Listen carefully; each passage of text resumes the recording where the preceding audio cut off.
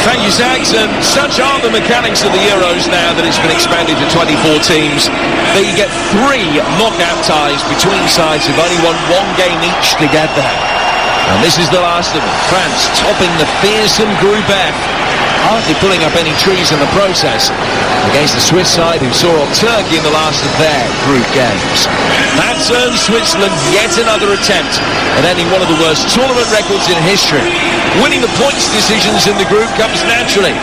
When it comes to knockout football, they can barely land a punch. They've qualified for 6 of the last 7 major tournaments now, and they haven't won an eliminator in any of them, not one. They've come close, late extra time goals against them, penalty shootout defeats, but a quarter-final of anything has eluded them since 1954. The Swiss refer to it as a curse. The team that ends it will be fated as heroes. Not that many expected to finish tonight.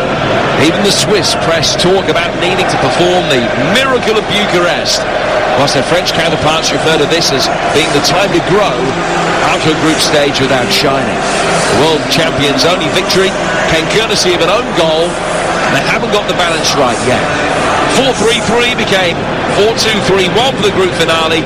Tonight's move to a back 3 seems to be more of an attempt at a more long-term solution rather than a change to match up the shape of their opponents. In a tournament where you can pick holes in everybody, they're still the team to beat, but they do look beatable in a way that they perhaps didn't in 2018. Well, Stuart Pearce is alongside me watching on from our studio monitors in London. The stadium looks magnificent, and from ground level it almost looks like a planetarium with a big structure in the centre of the pitch that is almost floating overhead, and it's linked by lots of steel girders down to every part of the roof. But when you look up, it's picked out against the night sky.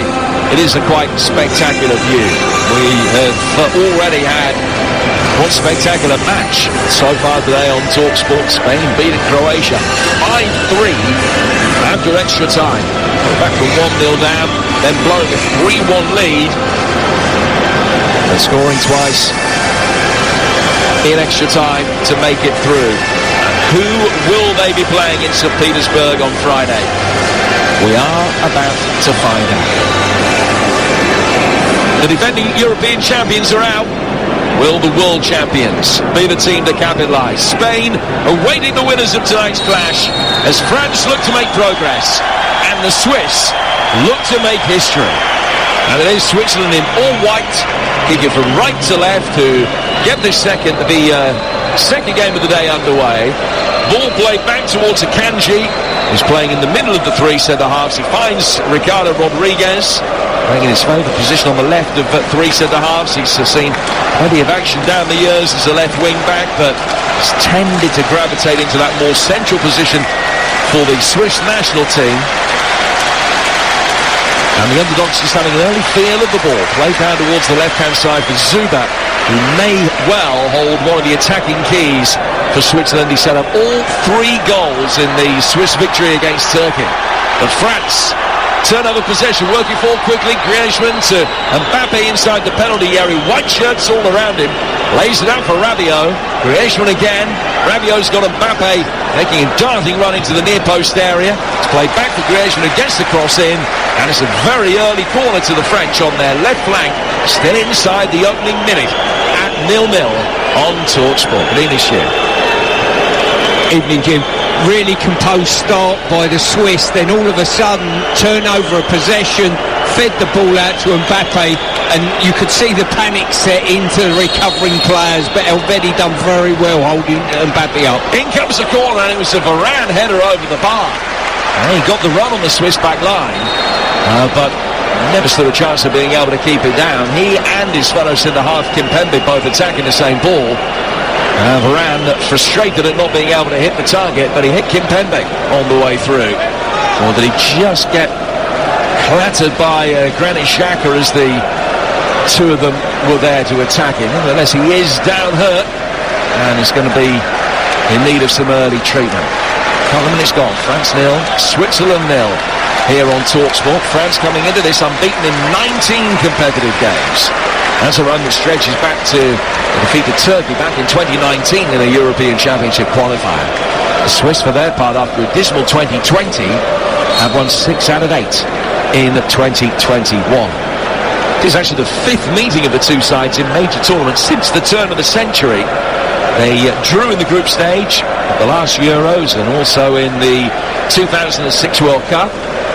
France won in the group in Euro 2004, and they slipped 5 past the Swiss in Salvador in the Brazil World Cup in 2014. And the French have still never lost to Switzerland in a competitive game.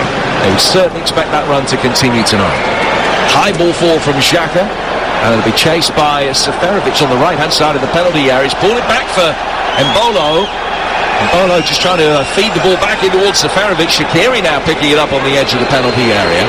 They've maintained possession well, swung across in, and Pavard heads it away. And France, having had an early corner, have now conceded one of their own with only 3 minutes gone.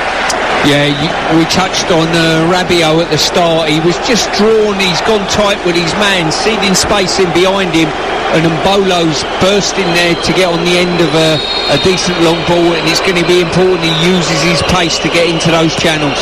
So it's an away swinging corner that Rodriguez takes, and it's off the head of Elvedi. And it bounces down for Pogba, who calmly controls it, just clips it out of play. No need for Rosette, but he was happy to find touch. And the white go faster stripe on the side of his head has now been supplemented by just a touch of a little blue rinse towards the front as a nod to his national team's colours. Not quite a Phyllis Pierce blue rinse, but I'm sure he's working on that. The ball is... I've got loads of people I know going, who? The ball is played for by Pavard. Just a cultural reference that my dad will understand, and that's the kind of age I have to picture that. Here's Benzema making his way through the middle, and Mbappe's got possession. Play back towards Pogba. Pogba square to his left-hand side for N'Golo Kanté. Kanté thought better of a shot, worked out towards the left-hand side of the penalty area instead. Benzema trying to get the ball in, and Rodriguez on the stretch can just divert the cross away from danger. The Swiss able to hammer it upfield, but it's been a really open start of the game with 4.5 gone at 0-0. It has, and we're expecting the Swiss to sit back behind the ball, a strong bank of 5, that type of thing, but they've tried to play, and it's been on the turnover that the French have had potential opportunities, and you can see in their body language, Switzerland got so much respect for the French. Lenglet's got it at the heart of the defence, finding Kimpembe. Kimpembe just working forward towards Griezmann. And he's continued his run down the left-hand side. A little 1-2 with Kylian Mbappe towards the edge of the penalty area. Back out for Griezmann again. Left-footed ball in from him, and in fall for Benzema after Rodriguez missed it. Taken off his toes. Pogba then in there trying to get a shot in, and Rodriguez was able to block it at the point of contact. And France will recycle it down towards Pavard, the right wing-back. And they will come again from a deeper position. You get the impression this might not be 0-0 for long.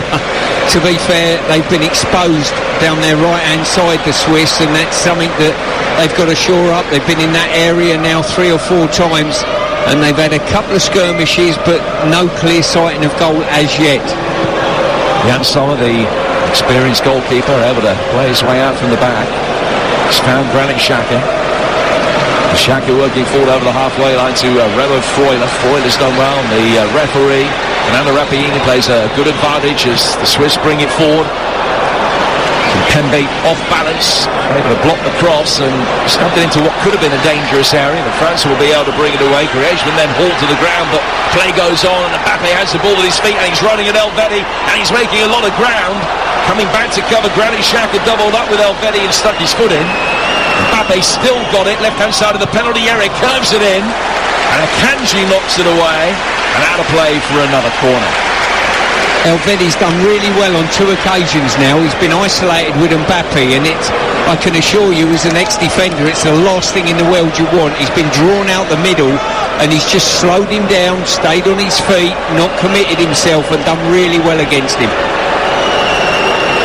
So second corner is going to be taken on the French left-hand side. Kylian Mbappe standing inside the 6-yard box. Granit Xhaka is keeping a weather eye on him. Griezmann had taken a left-footed away swinger. Better defending this time. Haris Seferovic knocks it away at the near post area. Long clearance that'll be chased after and actually put out of play by Kimpembe, not showing any ill effects of that that he picked up in the early stages of the game. Out of play for a Swiss throw. The statistics about Switzerland's struggles in the knockout stages of major competitions bear repeating. Haven't reached a major quarter-final since 1954. And when they got to that one, they lost it 7-5, remarkably, in a game in Lausanne against Austria. That was a World Cup that they held on home soil. On the front foot here with Brel Embolo, and he's won another corner. Two sides training corners in the early stages. The Swiss have only ever won 3 games at the Euros, including the victory against Turkey last week. And they haven't won a knockout tie in a major tournament since June the 9th, 1938, when they beat Germany 4-2 in a round of 16 replay in the World Cup. Yeah, Sags told me that was a pretty interesting game. He was at the stadium that night. In comes the Rodriguez corner, which is headed away by Rafael Varane. And it bounces down and out of play. 83 years without a victory in a major tournament in the knockout stage.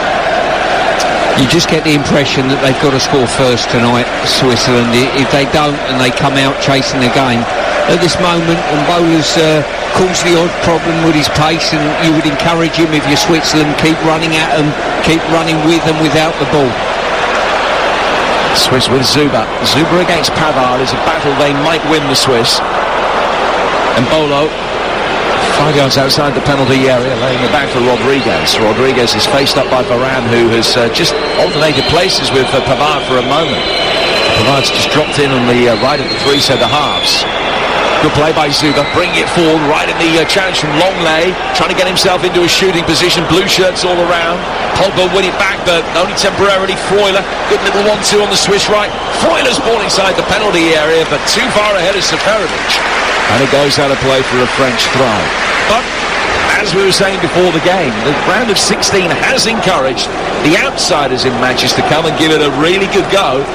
And this one is no different. The Swiss on the front foot whenever they can be inside the opening 10 minutes at 0-0. You're right. The French have been okay. They've been decent on the counter-attack in the inside left position with Mbappe. But you've got to say that the Swiss have had moments as well in this game and taken the fight to the French. Swiss under the auspices of Vladimir Pekovic, their Bosnian-born coach, who's been at the helm for a long time now. Took over back in 2014. Didier Deschamps been in charge of the French for even longer than that. Man who won the World Cup and the European Championship in double quick time as a player around the turn of the century. Led France to the last World Cup as well. He'll be the first man to win the final of the Euros as a player and the manager, if they can justify their status as tournament favourites all the way through to the bitter end. They're in possession with N'Golo Kanté, who's winning his 50th cap for Les Bleus tonight. Back from him to Clément Longley, playing his first football of this tournament. Now finding Varane. Varane going back for Longley again. We mentioned they've switched to a back 3. It hasn't been a surprise. It was well documented in the French press this morning. That was the way that they were going to go. Apart from the defensive aspects of that change, what does it change in an attacking context for France? Changing the shape of the back. I'm just looking at where France are getting the overload. I've asked myself the question, why are they getting in and having a lot of the play in that inside left channel, the right back, the right centre-half area of Switzerland? And the reason is you've got Mpemba, you've got Griezmann, and you've got Rabiot and one of the midfield players all on the same line. So they've got a number superiority in that line, and that's what this formation's doing to them at the moment. And they're back in that channel again. And they turn over possession. It's played in just behind Benzema by Kylian Mbappe. It's Griezmann that had won the ball back.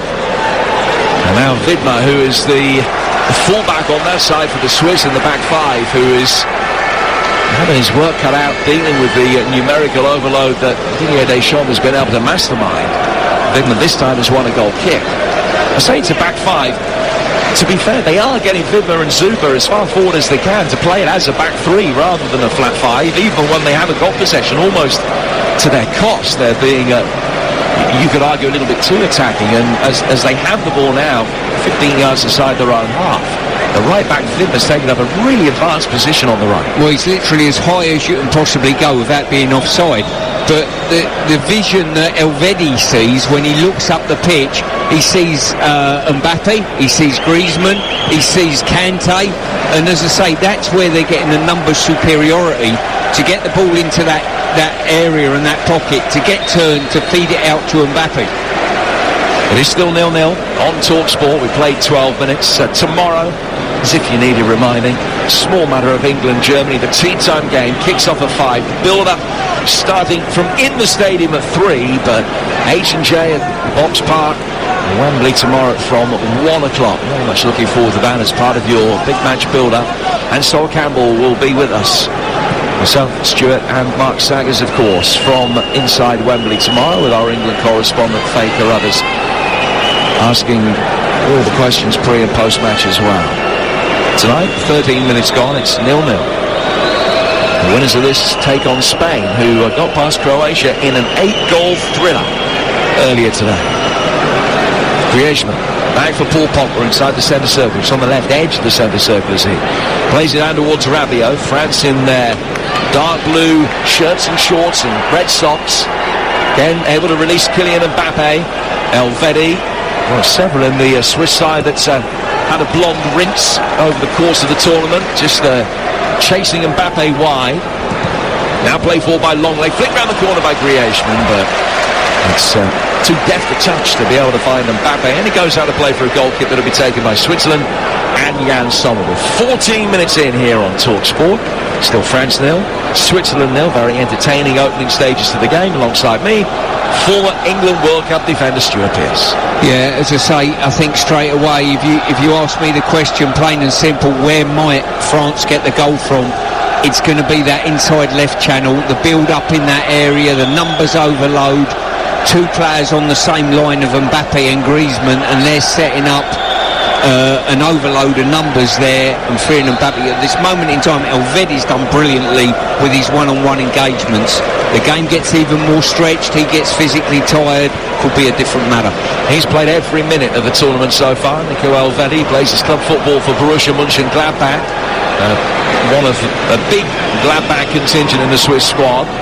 Zuba clipping inside the edge, Seferovic with a header, and Switzerland lead by a goal to 0. The ball stood up by Zuba, who's been the chief attacking line for the Swiss in this tournament, and Seferovic attacking it beautifully, angled it across the face of the goalkeeper, and the world champions trail the Swiss by a goal to 0. Well, I've got to say, it's a wonderfully flighted ball, not much pace on it, it was just lofted up, but it's the centre of the goal. Seferovic has just nudged his defender, I think it was Longley, backed off of him and generated the power himself. Obviously they'll be having a look at this, and I wonder whether they'll see that there was too much of a nudge by him. I would have said not, but it was a wonderful header all the same. And a great floated ball. No foul there whatsoever. Fantastic ball, just dinked into the middle of the goal. No pace on it at all. He's had to generate everything, but the placement was perfect, Jim.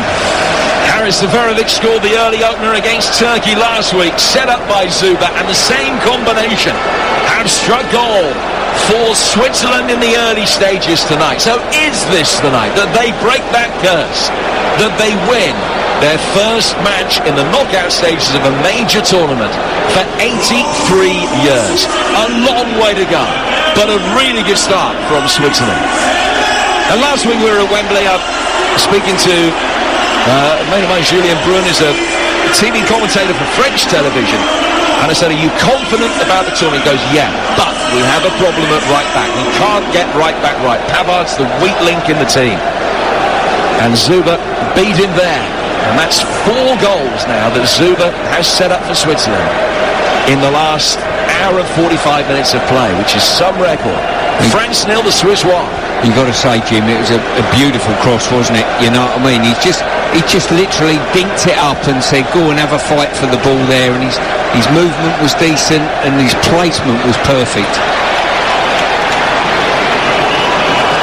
So here's N'Golo Kanté, and a test of mettle and resolve as far as the French are concerned. Run the ball out to their left flank for Rabiot.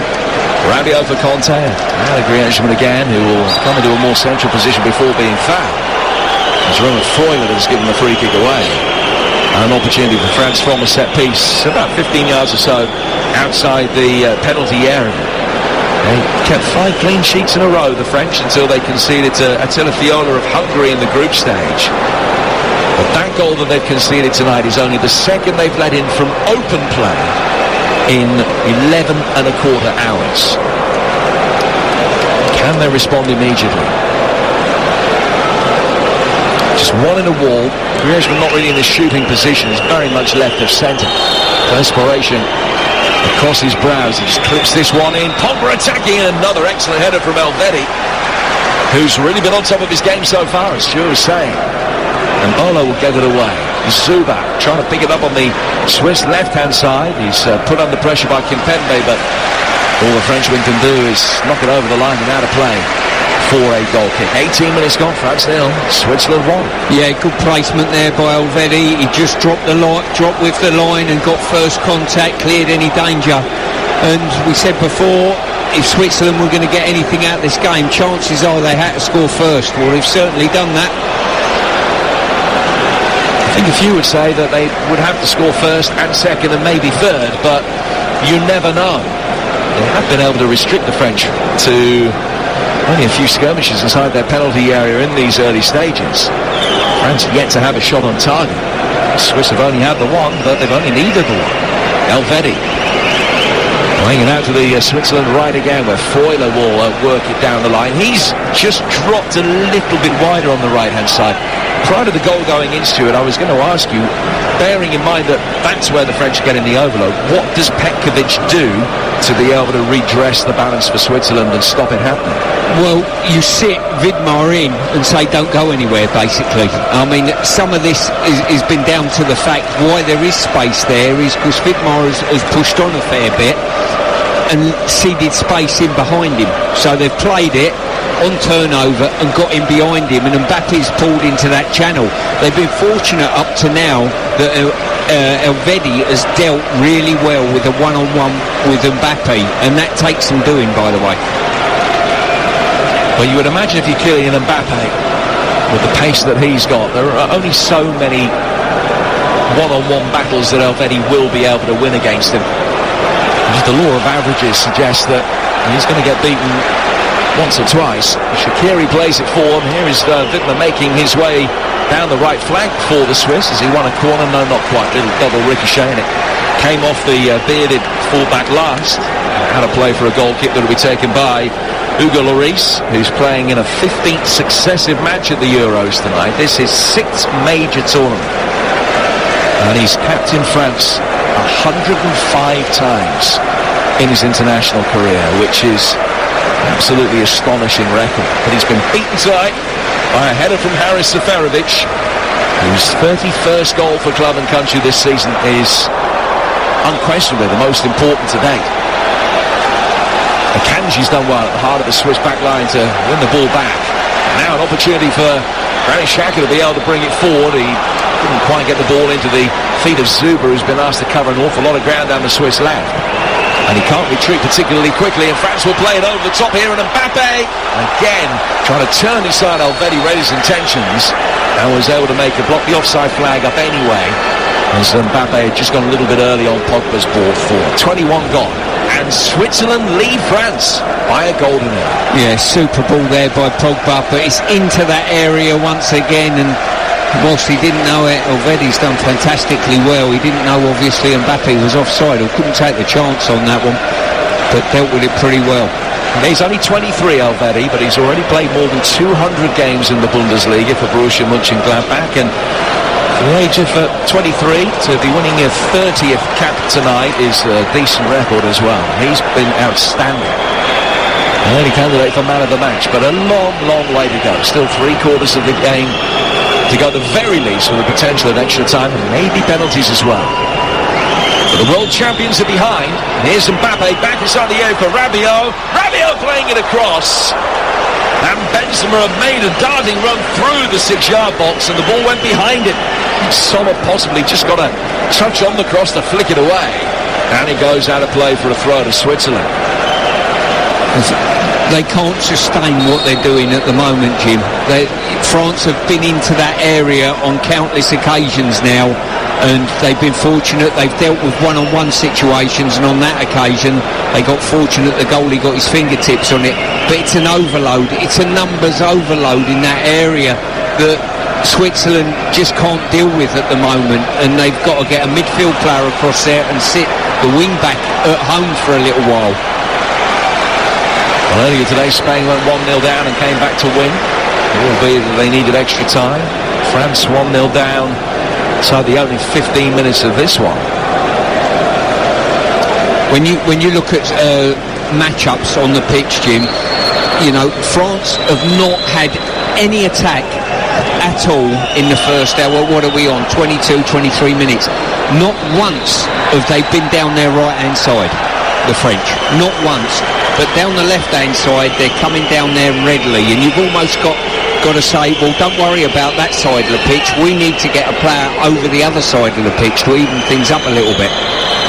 Xherdan Shaqiri lays the ball out towards Vidmer again in such an advanced position, the right wing back. Shaqiri gets the return ball, goes all the way back for Sommer, who's coming out and sweeping up 20 yards outside his penalty area. Play for Ricardo Rodriguez. Rodriguez controlling it into the Swiss captain Granit Xhaka, and then a little reverse ball for Seferovic from Shaqiri. Couldn't steer it between the French centre halves. Benzema turning it back through the midfield for Griezmann. Benzema had to take evasive action to make sure the ball didn't strike him, but he managed to get out of the way. And then Rabiot will play it forward again for Griezmann, only about 5 or 6 yards inside the Swiss half, but now will come forward quite readily, play it out towards his left-hand side for Rabiot. Rabiot goes back for Paul Pogba. Pogba to Kimpembe, who bypasses Longley and finding Varane. Down to the French right-hand side for Pavard, who scored that wonderful goal in the World Cup, you might remember, against Argentina. A beautiful curling effort into the bottom left-hand corner. Here's Conte, Griezmann, Rabiot. Still Rabiot couldn't get away from the fullback Vidmer. Pogba is able to pick it up, a little stuttering run, trying to deceive Xhaka, works it wide for N'Golo Conte. He doesn't cross. Griezmann tries to flick it in. It comes back and hits Rabiot, and a handball by Freuler. Played into him from very close range, but the Argentinian referee was absolutely adamant that it was a handball and a free kick was merited, and France have another decent set-piece opportunity here. Yeah, it looked almost just ridiculous. The referee was not even looking in the right direction. He turned his back to follow play, and he's given a handball straight away. I don't even think it's hit his hand, to be honest with you, and it was point-blank range. So I just hope nothing comes of this. I really do, because the referee's, in my opinion, has got this one wrong. But apart from it being from point-blank range and not hitting his hand, there was nothing wrong with the decision. And the referee not seeing it. Apart from all of those things, clear handball. Will France be able to punish them? The free kick, as Mbappe and Griezmann standing over it. Mbappe looks the overwhelming favourite. It's a nice angle for a right-footed shot, because it is midway between the left-hand edge of the penalty area and the left intersection of the D. There's a false two-man French wall. Mbappe strikes it straight into the four-man Swiss contingent, and then it came back to him, and he whistled the rebound wide. Boy, did he strike that sweet. He didn't have the direction it needed, but he hit it with venom. Yeah, I'm not sure how wide it actually was. The first one not good enough. The wall was brilliant. The second one slashed at it really, probably about 6-7 metres wide, but a really good wall. Seferovic it was in the wall that took it full on. Good defending by Switzerland. Talking of taking it full on, there's a cameraman behind the goal who took it full on as well. There was a good defensive header by him. He did his best to get out of the way, and the ball followed it with the curl on it. Still 1-0 to Switzerland, and here's Zuber down to the left-hand side for Rodriguez. Nice ball back for Zuber around the corner, and he's won a corner off Conte. No. Conte's deflection just took it into Zuber and back out of play for a goal kick which will be taken on the left-hand side. Steven Zuber, the Eintracht Frankfurt player, 40th cap for him tonight, and boasts a goal against Brazil in a World Cup on his CV. And he looks dangerous when he pushes forward down the Swiss left-hand side. Good game this one, France 0, Switzerland 1 with 27 minutes gone in Bucharest. Ball played into the feet of Karim Benzema on the edge of the penalty area. Angie in Elvedi, calm, under duress, able to get it away. Now possession creeping up all the time in France's favour. Up in the high 50s now. Kanji sticks his foot through that to get it away as it's crossing from the French left. His clearance only found Longley inside the centre circle. Come on, Longley, the Barcelona man, goes to his left-hand side for Kimpembe, now into N'Golo Kanté. Back inside the centre circle once more for the French, who are just taking a slightly more measured route from the back this time and going down the right, which Stuart said we've hardly seen. Now the switch of play though from Pogba out to the left, Rabiot! And he hit that harder than Mbappe hit his a couple of minutes ago, but no more accurate. And it's gone wide of the diving Jan Sommer's goal. Still France 0, Switzerland 1 with 28 minutes gone on TalkSport. Yeah, fantastic drive there. Sommer at full stretch, and I think he thought it was closer than it actually was. It was maybe 6-8 inches wide of that post, but he did hit it with some violence there. I'll tell you what, you could almost take Switzerland's left wing back from his slot and shove him outside and play two right wing backs, because that's the only direction the French are coming down. Kanji turning under pressure and able to play the ball to his left-hand side for Rodriguez. Rodriguez laying it through the midfield. Maybe Shaqiri was the intended recipient of that pass. It bypassed him, but picked up by Vidma. Now it goes back for Granit Xhaka, who, with his new haircut, has a touch of the sick boy out of train spotting about him these days. Here's Zuba, left-hand side of the box, gets towards the byline. Varane forces it away. Zuba's still got it, heavily to two legs. Lays it back for Rodriguez to Xhaka again. Now to Embolo. Embolo down the Swiss left, pulls it back for Rodriguez. Rodriguez bringing it under control, works it back inside his own half for a moment for Akanji, and France will shuffle forward with Benzema and Kylian Mbappe in the front two. Griezmann playing in behind them, but drifting out towards the left-hand side to create this numerical overload that Stuart's been talking about. Zuba's got it. Early run came ahead of him. He couldn't play it forward because the offside flag would have gone up, so he tried to take it on himself. And Varane has fouled it and has got the first yellow card of the night. I must say, Jim, I think the French, whilst they've created the odd situation of not created a clear chance, they're lacking a bit of zip in their play. It's one of these games where you look at Pogba, and because he's a so-called big name within the ranks of French football, that he would get criticised for not being fully at it. It's as though he's waiting for something to happen. He's lacking that little bit of zip. And so are the rest of the French team. I think they're just lacking something, and they've got to be careful they don't go 2-0 down, and this game might go beyond them early on. Shaqiri taking this free kick, swinging it in, and it could have been 2-0. It was Embolo that attacked it on the edge of the 6-yard box, and he didn't get anything like a strong enough contact. It's just brushed his forehead and gone wide. But he found a yard of space, and will feel that he should have done much, much better there. Well, point in case, there's near enough a penalty claim potentially. Kimpembe's using his arm to try and muscle out Embolo, but Embolo's too strong for him, and he just glanced at any full contact there. That's on target. There's 2-0 for you. Embolo scored against Wales in the opener. He has played in every game for the Swiss in the last 3 tournaments. By no means a prolific forward at club level. He's another of the Borussia Mönchengladbach contingent, but only 6 goals from over the course of this season, and only 6 in 40-odd games for the Swiss. Rabiot, always a heavy touch. They just got themselves in for a moment again down the left-hand side of the penalty area, the French there. Griezmann playing it in towards Rabiot, and just as he took a touch to get towards the bar so he could wrap his left foot around it, his touch was too heavy, and it's drifted over the line. Out of play for a goal kick, and the Swiss lead at 1-0. Yeah, Elvedi it was there who dived in and give his wicket away, and as Rabiot overtook it, you're looking at the picture in the box, if he'd have got a decent contact away there's 3 or 4 French players honing in on the goal, waiting for a decent pullback that wasn't coming. Yeah, Elvedi got a yellow card for that. It was a challenge on Griezmann in the build-up. As the Frenchman flicked it round the corner for Rabiot, and Elvedi caught him late.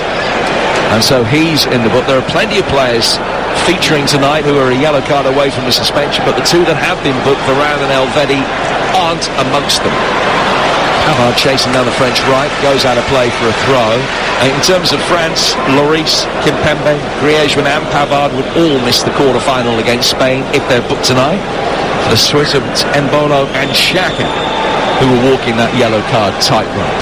That's of the starters. There are some on the bench who are as well. Rodriguez has the ball in his hand, the Swiss number 13. There's a couple of paces forward down the left-hand touchline. Hurls a long throw.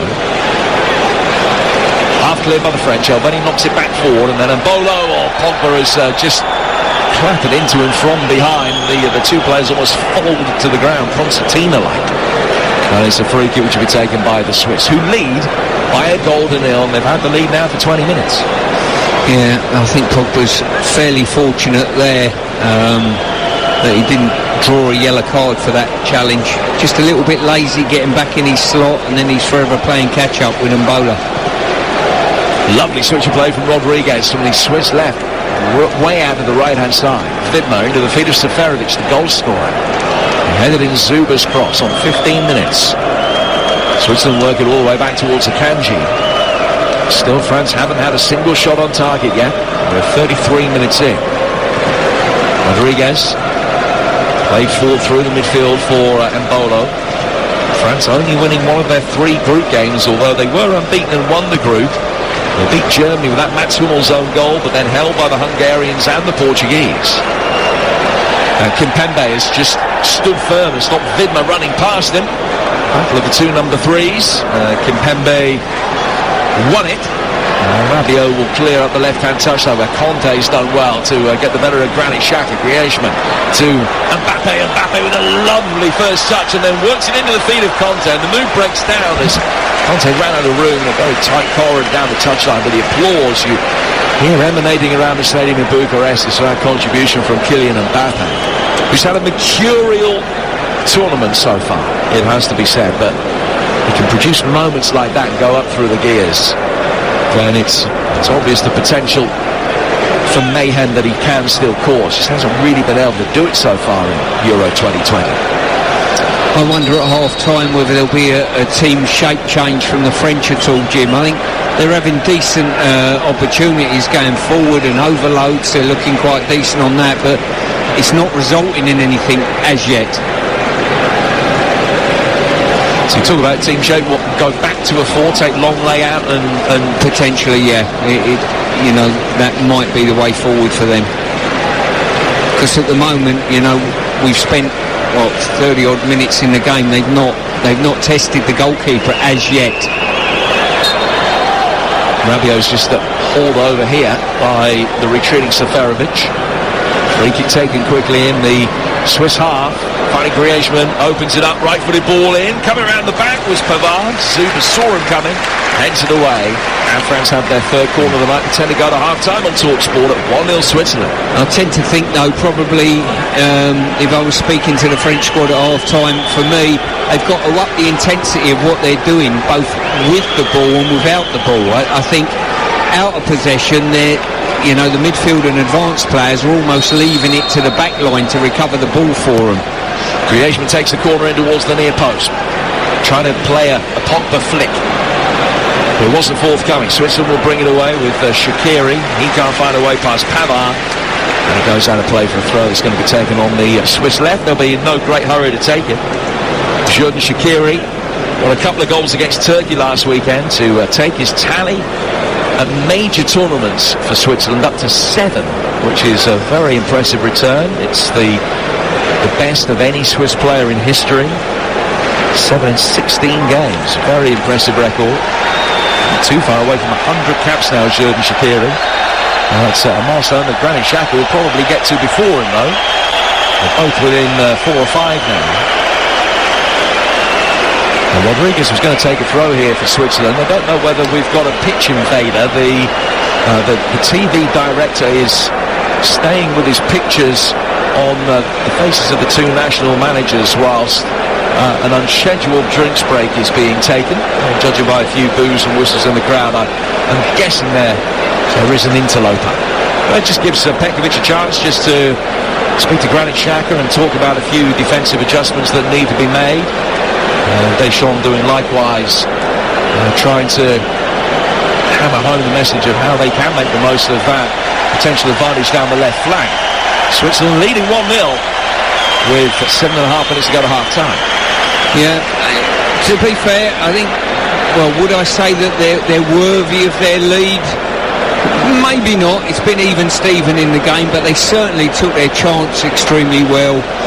Longley will be disappointed with his contribution in that, and listen, you take what you can in this game, and they've defended their goal well enough. If you've 30-odd minutes in against the French, and the French haven't hit your target once, you're doing something right, that is for sure.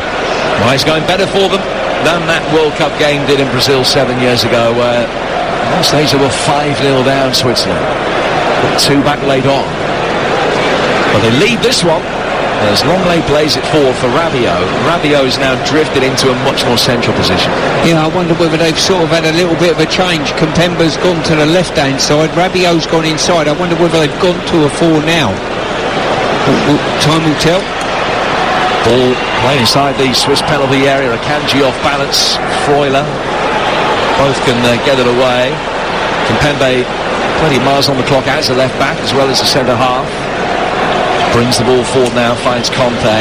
Yeah, it does look as though that is a change they've made. So Longley and Varane are the two centre-halves. I mean, left-back is a difficult position for them because Digne's injured and Hernandez not quite fit enough to start.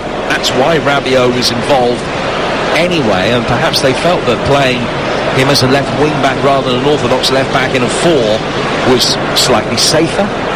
Although we both thought that he did all right in that left-back position in the game that we saw the other night against Portugal, but he's now in his more customary central midfield position, and Kimpembe is pushing forward at left-back. Here's Pogba, right-footed ball inside the area, didn't have the height that was necessary. It's knocked away by Akanji, and then turned forward by Xhaka, and the break could be on here as it's played intelligently by Embolo. Down towards the left-hand side for Seferovic. France have regrouped and got their shape back really quickly behind the ball. As Switzerland are able to maintain possession inside French territory. And he goes back through Xhaka to find Widmer. Widmer to Shaqiri. Short and squat. They've got to shake off the ball. He lays it all the way back towards Elvedi, who finds his goalkeeper Sommer. And Switzerland will play out from the back with 5 to go to half-time. It's 1-0 to Switzerland. Yeah, I don't want to tempt fate, but from the Swiss point of view, it'll be really important they don't concede before half-time. They made a solid foundation for this game. So they can get another one, all well and good, but certainly don't concede. Go in with a clean sheet if you can. Zuba, level the edge of the penalty area. Not in a position to get across in this time. Plays it back for Rodriguez, now to Xhaka. Zuba to Rodriguez again. Venturing forward from the left centre-half. Right back towards Zuba. Right inside the penalty area. Xhaka with a lovely ball. Not such a good take, though, from Embolo. And he's won a corner, but he puts his hands through his hair and looks up to the heavens in frustration because a better first touch there. And it could have been pandemonium inside that French penalty area. Yeah, he's been a near miss for a really good performance, Embolo, today. Looked half decent, running in behind and running with the ball, with it and without the ball. Rodriguez taking the corner, and it was a free header, but over the bar from Akanji. They really are half-cocked at the moment, the French, out of possession. It's a typical one of those performances where you go into a game as favourites and you think all we've got to do is score a goal or score the next goal and so on and so forth. And we're just looking at the rerun of Pogba there. He's just ambling around in midfield, and I don't want to pick on Pogba, but that's symptomatic of the French at the moment. They're at half pace in their pressing, and it's too easy for Switzerland to play through them. Benzema, Griezmann, and now played back into Longley. Longley to Kimpembe, and back for Longley again. We've got 3.5 minutes to go to half-time. Rafa Varane's got it inside the centre circle. Forward here for Pogba. Pogba just working it away from Seferovic to find Varane. Interesting to see where he's playing his club football next season. Could be alongside Pogba, of course. Pogba chipping it down to the French right-hand side, where Mbappe has just drifted out to the right now, in towards Pavard. Griezmann, lovely little backheel flick round the corner. Mbappe on his left foot. And the approach play was excellent, the shot less so. He was off balance in fairness, and it may just have taken a slightly awkward bounce around the edge of the D and just fallen away from him slightly as he got his shot in, but he skied it high and wide of the left-hand post. Good play there, as I say, good give and go, good interchange, and it was defender after defender coming to put pressure on him, and in the end he was under too much pressure, couldn't get his shot away in a casual manner. Well, Switzerland have won 6 of their last 8 games. They are ranked 13th in the world, so no mugs by any stretch of the imagination. Also worth pointing out, they've only lost 8 of their last 46 competitive games. They always do well in qualifying, invariably get to tournaments. They just struggle at this particular hurdle. It's become almost a mental block for them, but so far so good tonight. With 2 minutes to go to half-time, they lead the world champions 1-0. And it would be one of the biggest victories in Swiss history, certainly in living memory.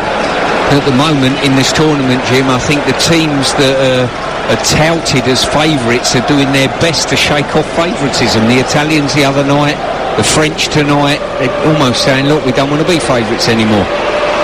Don't say that ahead of England against Germany tomorrow. Yeah, the Germans are favourites for that game, without a doubt. They are now. They are in this sports book. Here's Griezmann. Griezmann, another little backheel flick, but it was a blind one. They looked for Rabiot and found him wanting. Rabiot had gone about a second and a half earlier than he thought. And Kimpembe is the player who then has fouled Mbolo. Free kick given by the Argentinian referee. Minute to go to half-time. France 0. Switzerland 1. And the Swiss 45 minutes away. And the longer this half's gone on, the less impressive I've been with the French. They really have. I mean, earlier in the game they were finding that space in the on the left side of their team. Now all of a sudden I'm not seeing those same attacks from them, and the Swiss are very, very comfortable in the game. Still, the French haven't had a shot on target. 6 attempts all told. They've had one that has whistled narrowly wide, but that's as close as they've come. Swiss have only needed the one. It's a throw which will be taken down the Swiss right-hand side. It'll be maybe a minute to be added on. I don't think there'll be anything more than that. Widmer, who at times has had a tricky night, has just headed the ball into the path of Benzema. Benzema and Mbappe have sort of flitted in and out of the game, really, as a byproduct of the lack of service that they've had. It's actually going to be 2 extra minutes. And we're in them now, with Rodriguez making his way forward down the Swiss left-hand side. With TalkSport tomorrow night, at this time tomorrow, we will know whether England are through and in the quarter-finals, whether they will have beaten Germany. It's a 5 o'clock kick-off tomorrow, with the build-up starting with Paul and Andy at 1, ahead of in-stadium build-up from 3. Mbolo trying to make something happen down the right-hand side of the Swiss penalty area. Griezmann. Finally Kimpembe, back for Griezmann again. Play forward through the midfield, past Rabiot to find Pogba. Pogba to Conte, still inside his own half. Approaching the end of the first of the 2 additional minutes. Kimpembe, who's now playing at left back in a 4. Finding Conte. Conte down to the inside right channel for Kylian Mbappe. Mbappe back for Pogba. Pogba to Griezmann. Good solid progress being made by the French here now. Karim Benzema's got it. Benzema onto his right foot. Elvedi, in keeping with his excellent performance so far, is able to block it, and then as the loose ball comes high outside the penalty area, Rabiot's gone for it, eyes on the ball, and he's completely taken out. Mbolo didn't see him coming. He too was watching the ball and was unprepared for a very heavy impact, as collapsed to the floor and needs treatment right at the end of this first half. Yeah, pretty nasty bang on the head then, especially when you don't see it coming. But I'm just looking, Benzema, he's hardly had a contribution in this half. I can, rarely think of anything positive that he's done. Whether that be the supply line that he's getting or lack of, I don't know. But certainly Didier Deschamps has got a big half-time chat to have, and this is where he'll earn his money. It really is that they need some inspiration, they need some energy, and at this moment in time, Switzerland, with being a goal up, are very, very comfortable within the game. Well, Didier Deschamps has won it all as a player, as a manager. 222 French internationals he's been involved in. So he's got the experience, he's got the words, he knows what to say. But he's got to be able to administer an important half-time team talk in a minute. And Bolo's okay, he's back on his feet, and the play continues. Last knockings of the first half with the Swiss in French territory. Rappaccini looks at his watch. Ball worked by Granit Xhaka through the midfield. Vidma helping it on out towards Mbolo, who's just come on from the right-hand touchline. He's in possession. Right-footed ball swung inside the penalty area, but way too hard. And it bypasses Seferovic, and that'll be the last action of the first half. Mbolo is a near miss for a really, really effective player. You almost want to say to him, whenever you get the ball, pick out the nearest man and run at him at full pace, and he would be really, really effective if he'd done that. Left to think for himself a little bit, it's 50-50 whether he picks the right decision. Well, you could argue that of the 8 round of 16 ties, this was the one that looked the easiest to call. Switzerland never won a knockout match since 1938, taking on the world champions. But at half-time, it's Haris Seferovic's header that's the difference between the two teams. And France trail by a goal to nil. Cheers, Zags. Well, they're making a change at half-time, are France. No surprise. Longley off. And they brought a striker on, or a forward, should I say, Kingsley Coman, who's the man who's going to replace him. Coman will come on the wing. So they're going to play with the back four. So Rabiot back to left back in the back four, you would think. With Kimpembe back alongside Varane. And Coman will come on in the wide position. France chasing the game. And they have to improve. There's no surprise that Deschamps had to change the system. He did so over the last 7 or 8 minutes of the first half. And that's by no means the most surprising tactical change that we've seen at half-time in this tournament, Stuart. No, definitely not. They've chopped and changed their team formation, looking for the right formula. The formula that France need is energy. And that's what they've got to find. You know, it's got to come from Pogba, Kante, those are the individuals.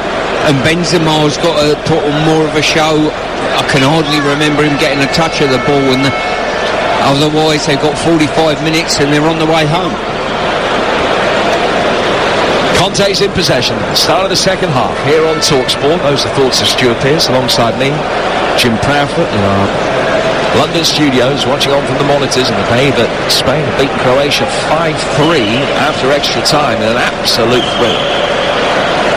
And the winners of this one will play Spain in the quarterfinals. Another game that we'll bring you here on TalkSport. That is coming your way live from St. Petersburg on Friday at 5 o'clock.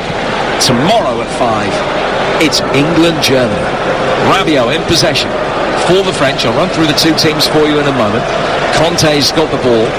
Plays it to the right-hand side for Varane. Varane now to Pavard. Moving off the ball comes from Conte. Xhaka has gone with him, but N'Golo Conte is able to make good ground, lays it back for Griezmann. Low skidding left-footed shot from him goes wide.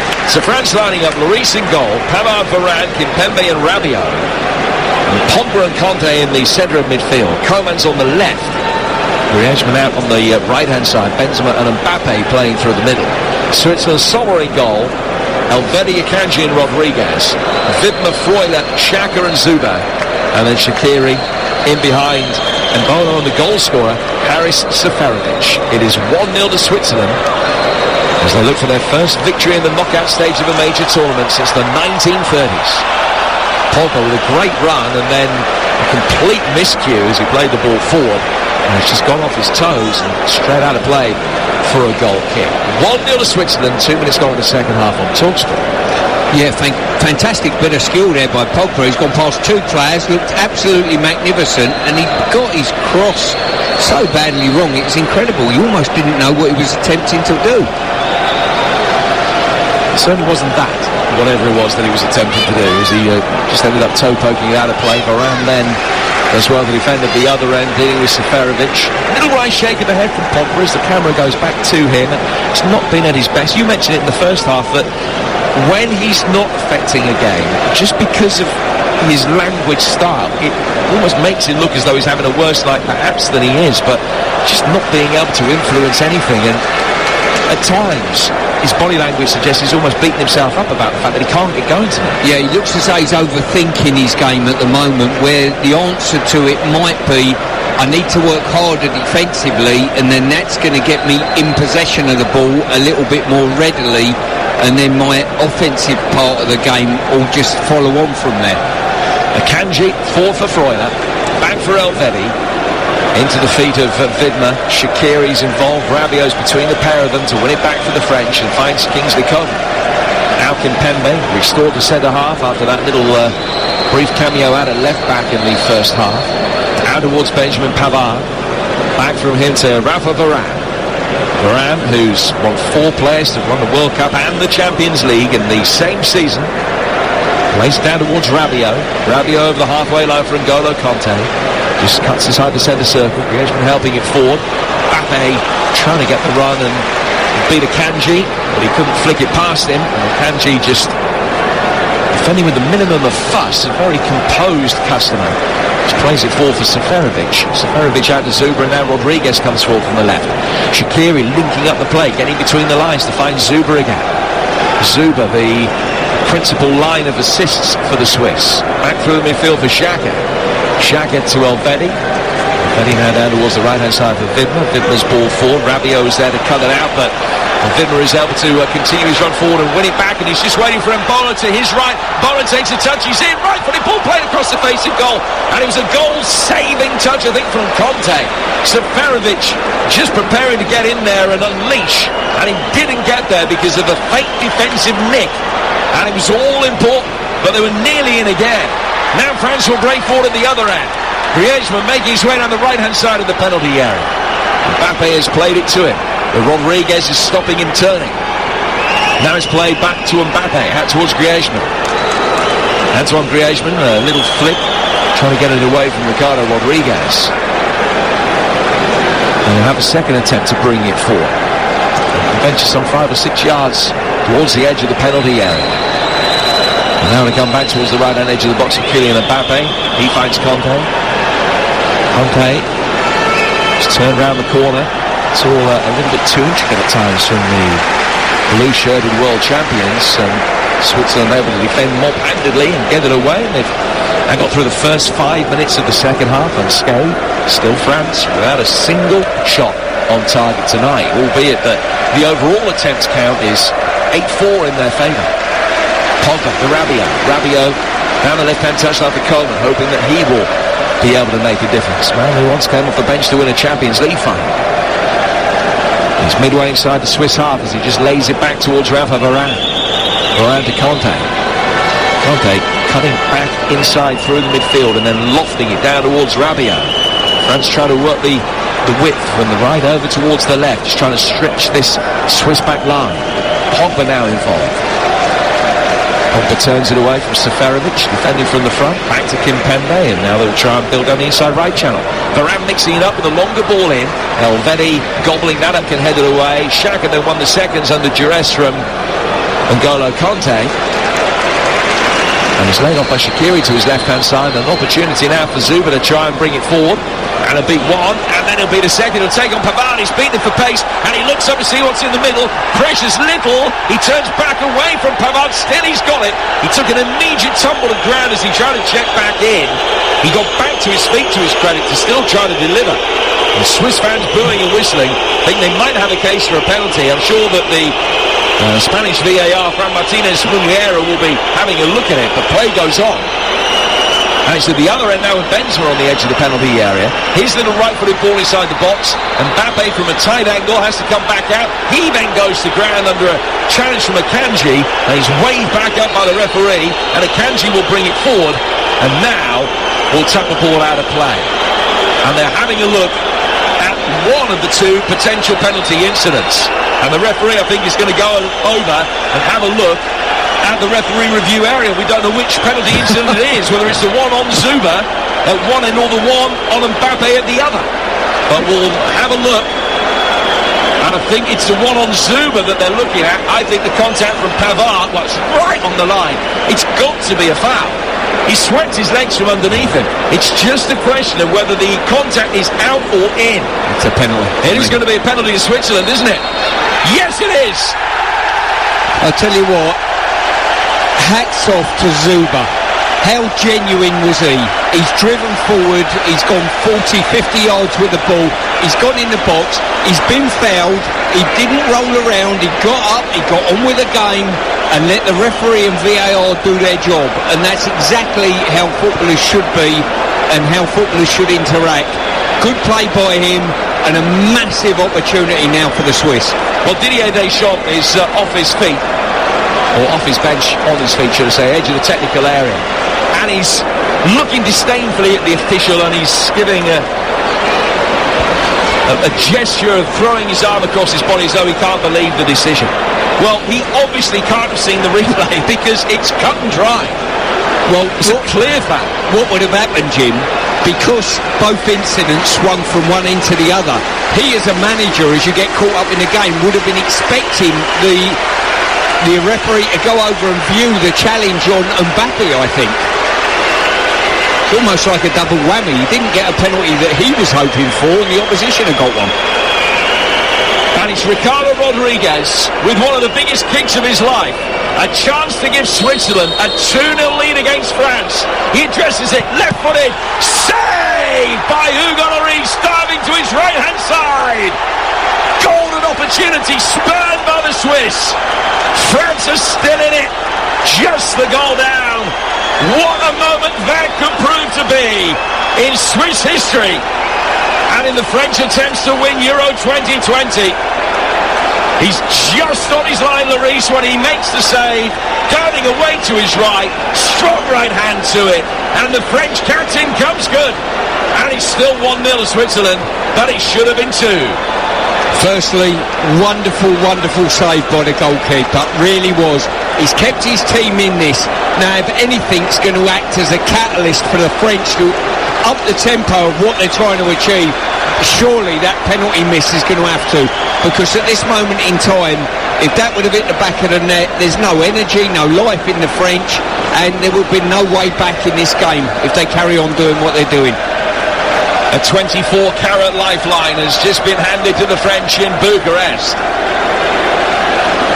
Switzerland lead at 1-0, but have missed the penalty with a chance to make it 2.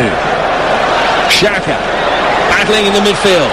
Benzema linking up really well with Mbappe. That's a lovely 1-2. Play that wide towards Griezmann, who coming off the right-hand touchline. He finds Coman. Coman with time to control it. Ball slightly behind him, made for awkward control. Sets it up for Pogba. Pogba wriggling past the first. Lays it off, and it's just wide from Kylian Mbappe. Wonderful French move. And it came to Mbappe in space, left-hand side of the area. He hit it first time, crossed the face of the goal and won. Yeah, really good play there. Pogba didn't get up with the attack probably as quickly as he should have done, but the fact that he was so languid in getting forward freed him up with a lot of space on the edge of the box as he's pulled it across. Brilliantly weighted ball, by the way, to Mbappe. Mbappe opened his body up, and a player of his quality has to hit the target from there. Rolled it probably about a foot wide.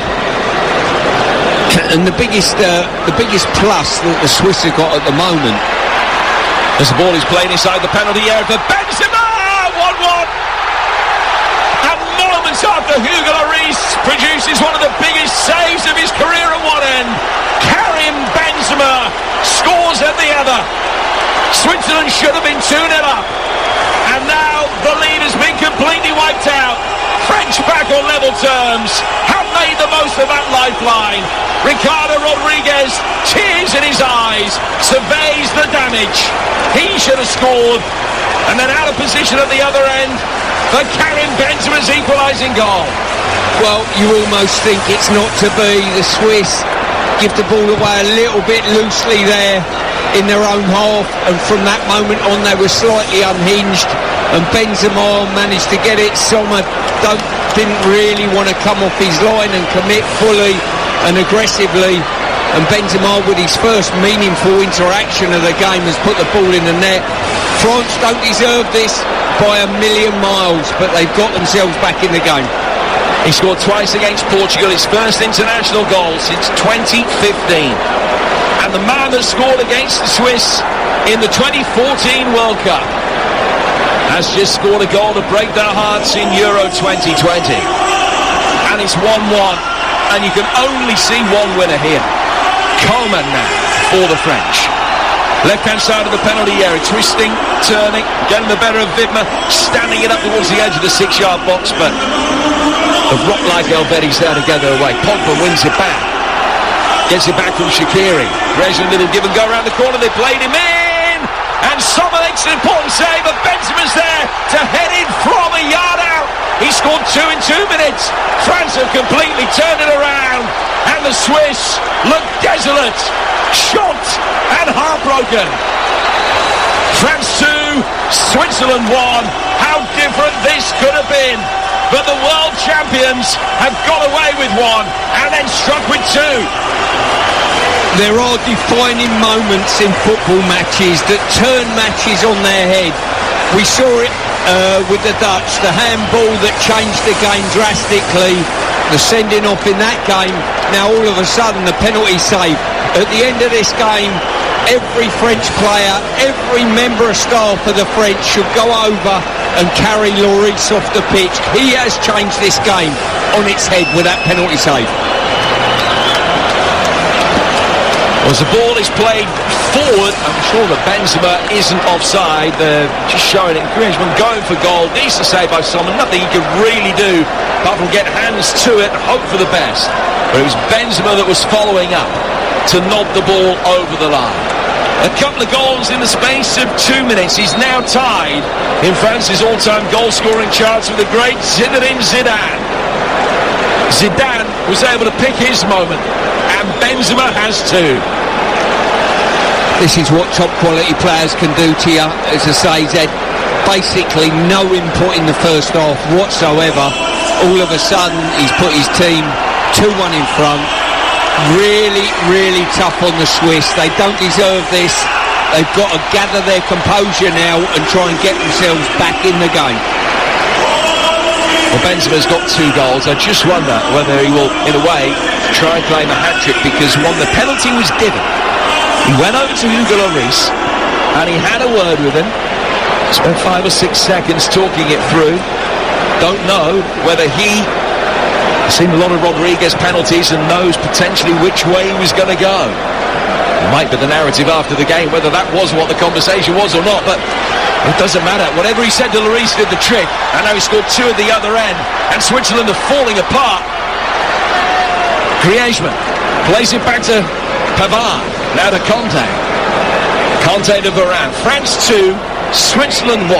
What an extraordinary 5-minute span that saw Switzerland see a penalty save and then France scored twice at the other end, all in the space of 4.5 minutes. This is, top quality international football, Jim, is very much about concentration. It's about the flow of the game, the ebb of the game, and you know full well you're against, if you're lining up against top quality international players, at the drop of a hat they can put the ball in the back of your net or defend the goal brilliantly, you name it. But that penalty save from Lloris, I think we all knew when he got his hand on that and kept the ball out, that was potentially Switzerland's main opportunity of progressing in this tournament. And Petkovic sits in his dark suit on the chair in the dugout.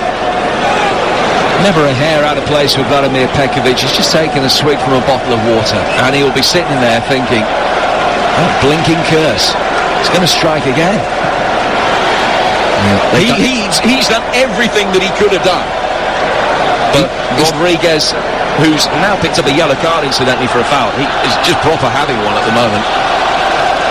But as soon as that penalty was saved, you could have stopped time and said, well, there's no way that France won't go through. They just have that feeling about it.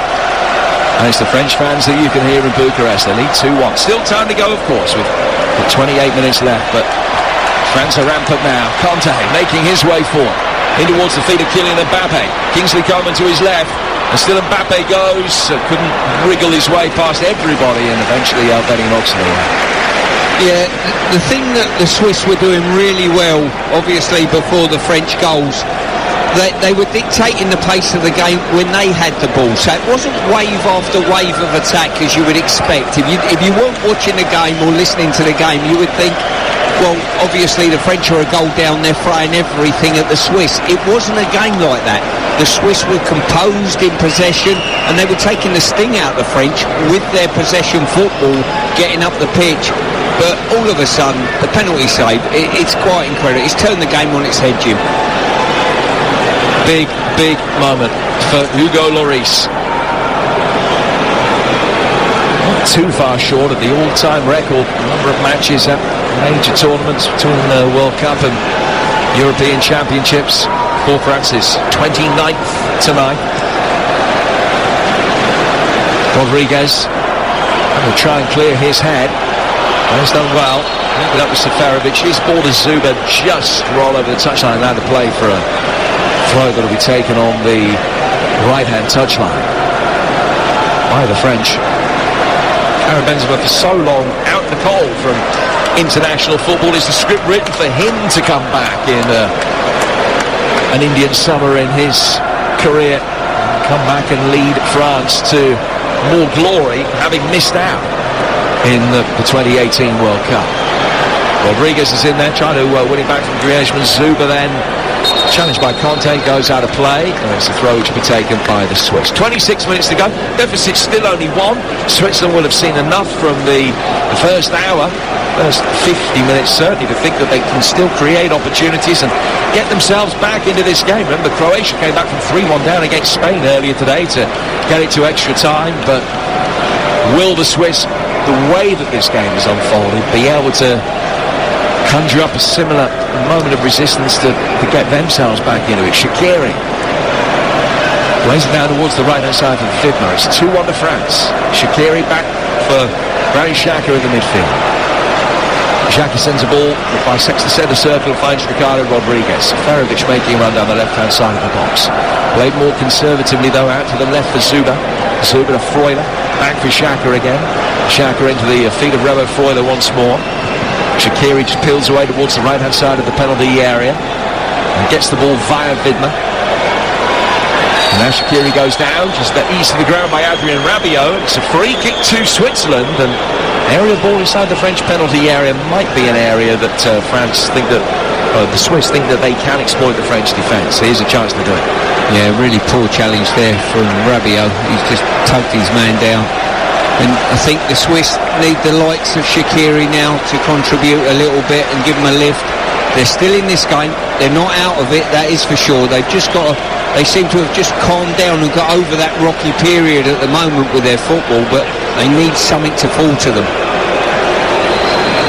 Seferovic, Elvedi, and Bolo all standing edge of the penalty area.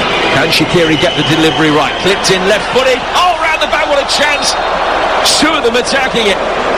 Both Vidma and Seferovic going for the same ball. I don't know actually whether the offside flag was up, but if it wasn't, that's a glorious opportunity to get it back to 2-2 that they've just put wide. As the ball's played in, was fractions in it. I just wonder, actually, Benzema might have played them both on, but they both went for it, and had one of them left it for the other, they surely would have scored.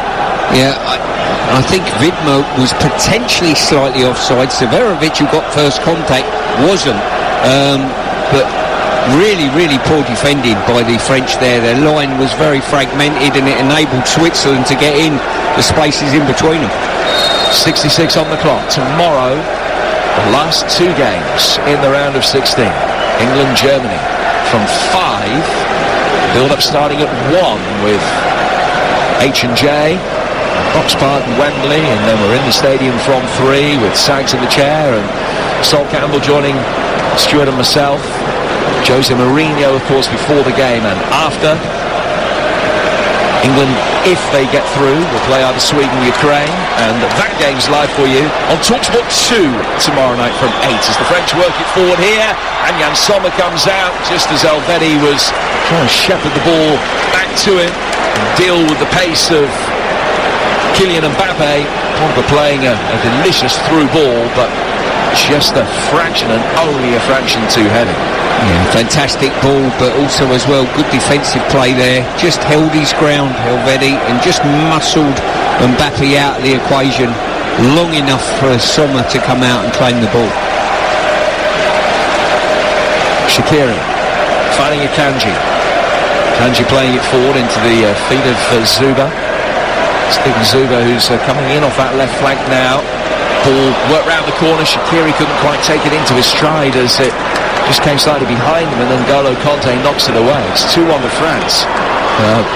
Wonderful second half. And then a back header is going to go wide.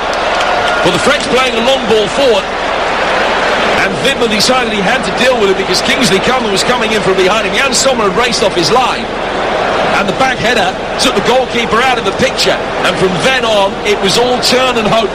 And from a Swiss perspective, the ball went just the right side of the post, out for a corner and not in for an own goal. That could have been game, set, match. Yeah, anything on target there, and that goes into an empty net. But space is starting to develop slightly, and the more that happens, the more the likes of Mbappe will fill it, and you can see a third goal coming. First corner of the second half. The French corner on their right flank, in towards the near post, headed away by Seferovic. Pavard then nodding it back down for Griezmann, who can control it and then ping it in with his right foot this time. Xhaka heads that one away, and Bolo further clear. Kanté with the defensive header that finds Rabiot. Rabiot given a little shove by Granit Xhaka. Rabiot able to maintain possession for France and work it back for N'Golo Kanté. Now to Benjamin Pavard. Pavard in his bright pink boots. Back inside his own half of Kimpembe. Kimpembe, like Varane, seldom looking flustered. Rolling the ball forward into the feet of Pogba and getting it straight back. Kimpembe now goes to his left for Kanté. And then Kanté cleverly just inviting Shaqiri forward and turning it forward, a square through towards Pogba. Griezmann likewise out towards the left-hand side for Benzema. Rabiot making a good run off the ball on the left-hand side of the area. And Mbappe attacking the near post. There's a great defensive covering challenge from Rodriguez to get it away. Pogba whips it back in. It hits Freuler. Goes out of play for a corner. Yeah, really, really good play there. Rabiot just going, darting in behind. Great run, pulled it back, but great defending at the near post. And when it come out to the edge of the box, Pogba fell on his left foot, just pulled his shot. Horrible effort, really. And he was fortunate enough to get a deflection and get a corner out of it.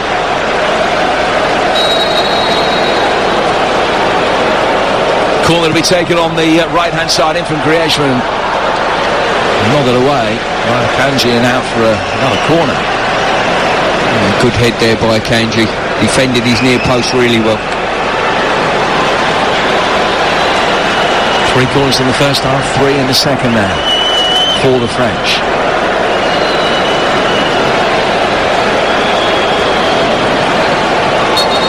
Kylian Mbappe with this one, right-footed in-swinging delivery, which is headed away on the edge of the 6-yard box by Seferovic. And the Swiss will try and lead a counter-attack, aided by Kanté's slight stumble, and then Pavard with a foul. Referee's played a good advantage. It's worked forward to the left-hand side of the area. Ball inside the box, not good enough. And Rabiot had time, having got back to cover, to take a touch, and then a second touch, and then get it away. Now play will stop because of the foul upfield for the challenge on by Pavard. Which might be revisited by the referee, and if it is, that could be a potential suspension for him. As Mbolo, the player that was fouled. Well, Mbolo's the one that, certainly in the first half, and on the odd occasion in the second half, anything that's been effective by Switzerland has sort of half come through him, whether it be him driving with the ball, a little give and go or whatever. But it just needs to do that a little bit more regularly.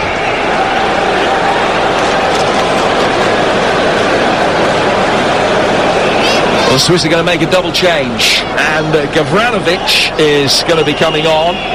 Striker who's come off the bench in all 3 games so far and has played about 70 minutes. He's got a decent international goal-scoring record with 14 in 33. And the former Newcastle man, Kevin Mbabu, is going to be coming on as well. The play restarts before that double change is made.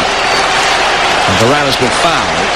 The Swiss hoping to be able to break forward quickly with Zuba, but the Argentinian referee has decided there was a foul. It's a free kick which will be taken only after the change is made. Shaqiri's the first player who's going to come off, and Vidmar is the second. So Mbabu for Vidmar and Gavranovic for Shaqiri. Vladimir Petkovic playing his first cards of the night. 17 minutes to go. Thanks to Switzerland 1 the score. With TalkSport, Jim Proudman and Stuart Pearce talking through the action which is taking place in Bucharest tonight. We're in our London studios watching on. Hugely entertaining game. It's been a great day at football at the Euros today. Kingsley Coman coming in off the left flank, getting away from Mbabu, as well as that brief spell at Newcastle. Had one at Rangers as well, but he didn't play for them. And comes down towards the left-hand side of the French midfield for Rabiot. Rabiot to Conte. Conte for Pogba. Pogba coming down towards the left-hand touchline, in towards the feet of Kingsley Coman. Coman trying his luck from distance, but 35 yards out. It's just a low skidder, which is easily saved by Yann Sommer. 2-1 to France, who've turned it around in this second half. There are 17 minutes to go. Yeah, they certainly have. You still get the feeling there's still a bit more in this game, and maybe a twist and turn in this game in some way, shape or form, but Switzerland have got to find that energy to go and force the game, and Bolo's got to get on the ball and drive with the ball against his opponent, and he could be the one that makes something happen for them. Pogba lays it forward through the midfield now, finds Kylian Mbappe. Osman coming in off the right flank onto his left boot, can't get into shooting territory. Benzema tried to turn it through then for Mbappe's run, and the Swiss get it away. Pogba to Rabiot. Rabiot to Kingsley Coman. Coman on the left-hand side of the penalty area, pulled back. Benzema, right-footed effort. That one was well blocked by Xhaka. Pogba! Screaming effort from Paul Pogba. France surely home and hose now. And he picked up the ball 25 yards out, minimal back lift, and he arrowed it into the top right-hand corner. A night that he hasn't been at his best, but he's just provided a glorious moment. When his country needed him, Pogba has stepped up to the plate. France 3-1 up, and they're going through the quarterfinals to take on Spain. Well, the frown has been replaced by a big smile now and a dance. And to be fair, this is what top quality players can do to you. A moment of brilliance. I don't think he's been great tonight, but what he's done, ball comes to him on the edge of the box. You think he's been shut down, and he kills the ball round the on-rushing defender into the top corner. A magnificent finish. Game's over now, I'm afraid, for Switzerland. They don't really deserve this, but that penalty save has just turned the game on its head. And he just stood and watched and admired his handiwork. There was no gallivanting celebration, running off to the corner flag. Almost Cantona-esque. That's what I'm all about. Great goal. He's played in 4 major tournaments now for France, and he's scored in the lot. France 3, Switzerland 1, 15 to go. Yeah, as I say, there's moments of brilliance that have come out of this game. First one was by their goalkeeper, Lloris, that give them the platform to go on and get their nose in front, but certainly goals like that from Pogba, Benzema with a couple.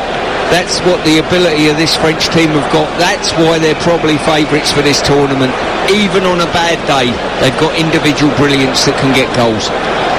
Granit Xhaka's just picked up a yellow card. That means, I think it is only going to be academic, that he's suspended for the quarterfinals. Coman playing it through the midfield for Rabiot.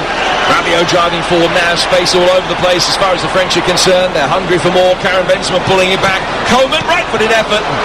Couldn't replicate Pogba's finish from a moment ago. And Sommer could save it to step to his right-hand side and got the gloves behind it to beat it into the ground. France 3, Switzerland 1. Remember, it should have been 2-0 to Switzerland, but for Hugo Lloris's brilliant penalty save from Ricardo Rodriguez. which has completely turned this game on its head, providing the platform for the French to make the most of Swiss discontent. 2 goals from Karim Benzema in double quick time, and then a worldie from Pogba. Yeah, they look as though they're enjoying their football a bit more now, the French. Deschamps can sit more comfortably in the technical area, but this result, or this scoreline, let's say, and this might be extended to 4 or 5 the way things are going, and things getting stretched for the Swiss. It probably doesn't tell you the whole story, Jim, by a million miles. Rabiot back inside his own half for finding Kimpembe, something that we've talked about consistently throughout the tournament, that it is all about getting the job done, or the vast majority of it is about getting the job done. The scoreline much more important than the performances that get you there. Interesting to see what the French press make of this France performance as Coman plays it in, because it could have been so different. It could have been a defeat and elimination, but they've survived their worst 50 minutes of the tournament and now are going to be going through. Ball played for by Rodriguez. Seferovic with his back to the direction of play. Lays it back for Granit Xhaka. Back from him to Akanji. Now Rodriguez has it. Rodriguez working it forward. Seferovic able to link up and right down the left-hand touchline for Zuba. Zuba getting it onto his right foot and trying to twist his way past Pavard. Couldn't do so. And it goes out of play for a throw. And Zuba just got caught there on the underside of the jaw.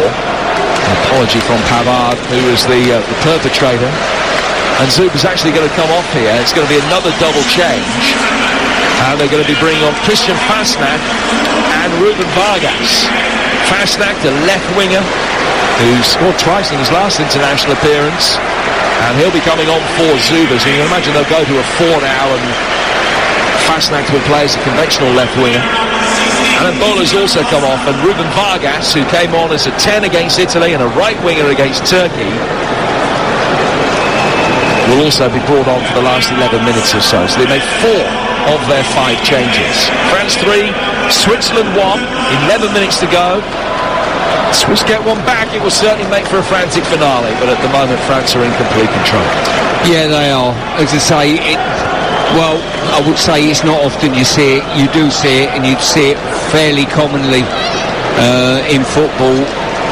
One defining moment, or one penalty save, one effort missed, one sending off, changed the whole course of matches, and that's exactly what's happened today. I'd be convinced it would have put France's lights out if they'd have gone 2-0 down. There was no spark in their team at that stage. Well, as I mentioned a couple of times, the Swiss haven't won a knockout tie since June 1938.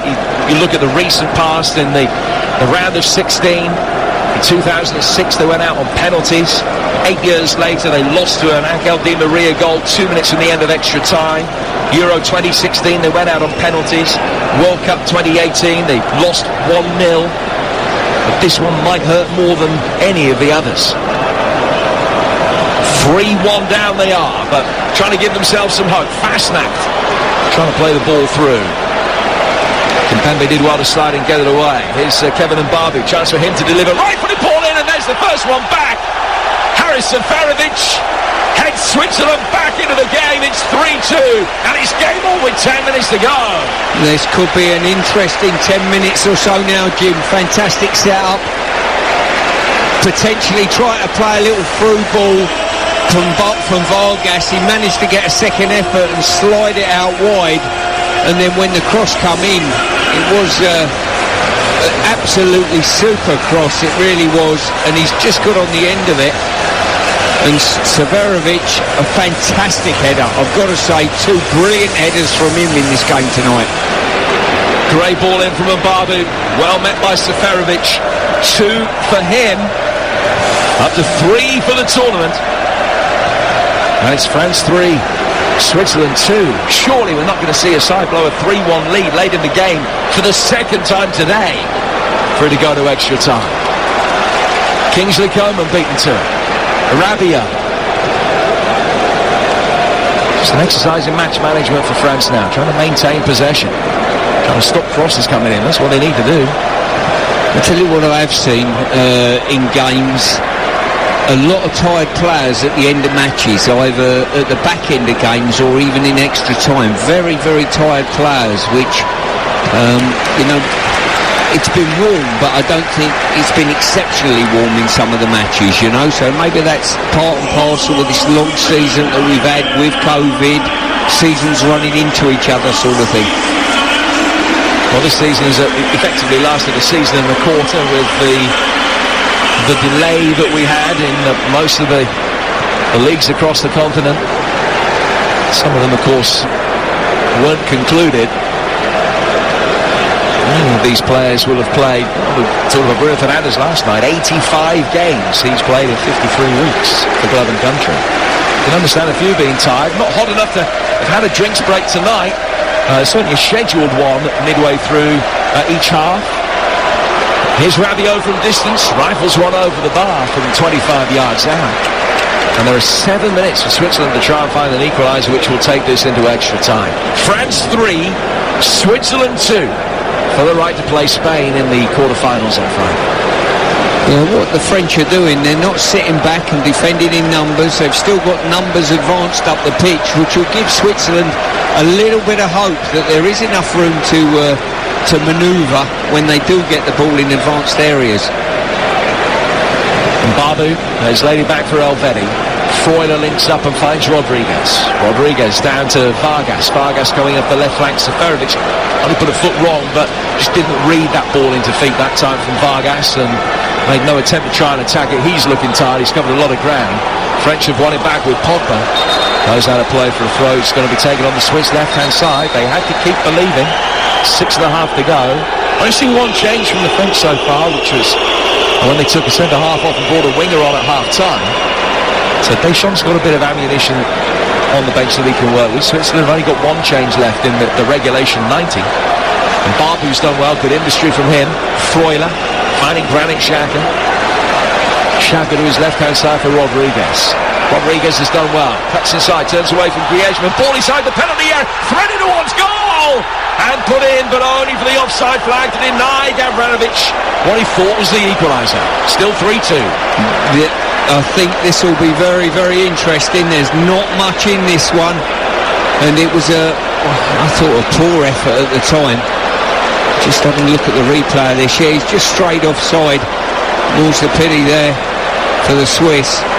It just goes, there's a warning sign there for the French that if they do get the ball in wide areas, they're getting men forward in the box now.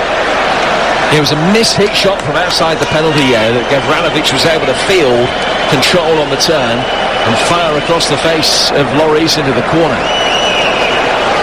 You'd never know with Petkovic whether he was 3-2 up, 3-2 down, 5-0 up, about to win the World Cup, or be beaten by San Marino. Just always looks completely unmoved. Keeping a calm, cool head. And the Swiss final change is imminent.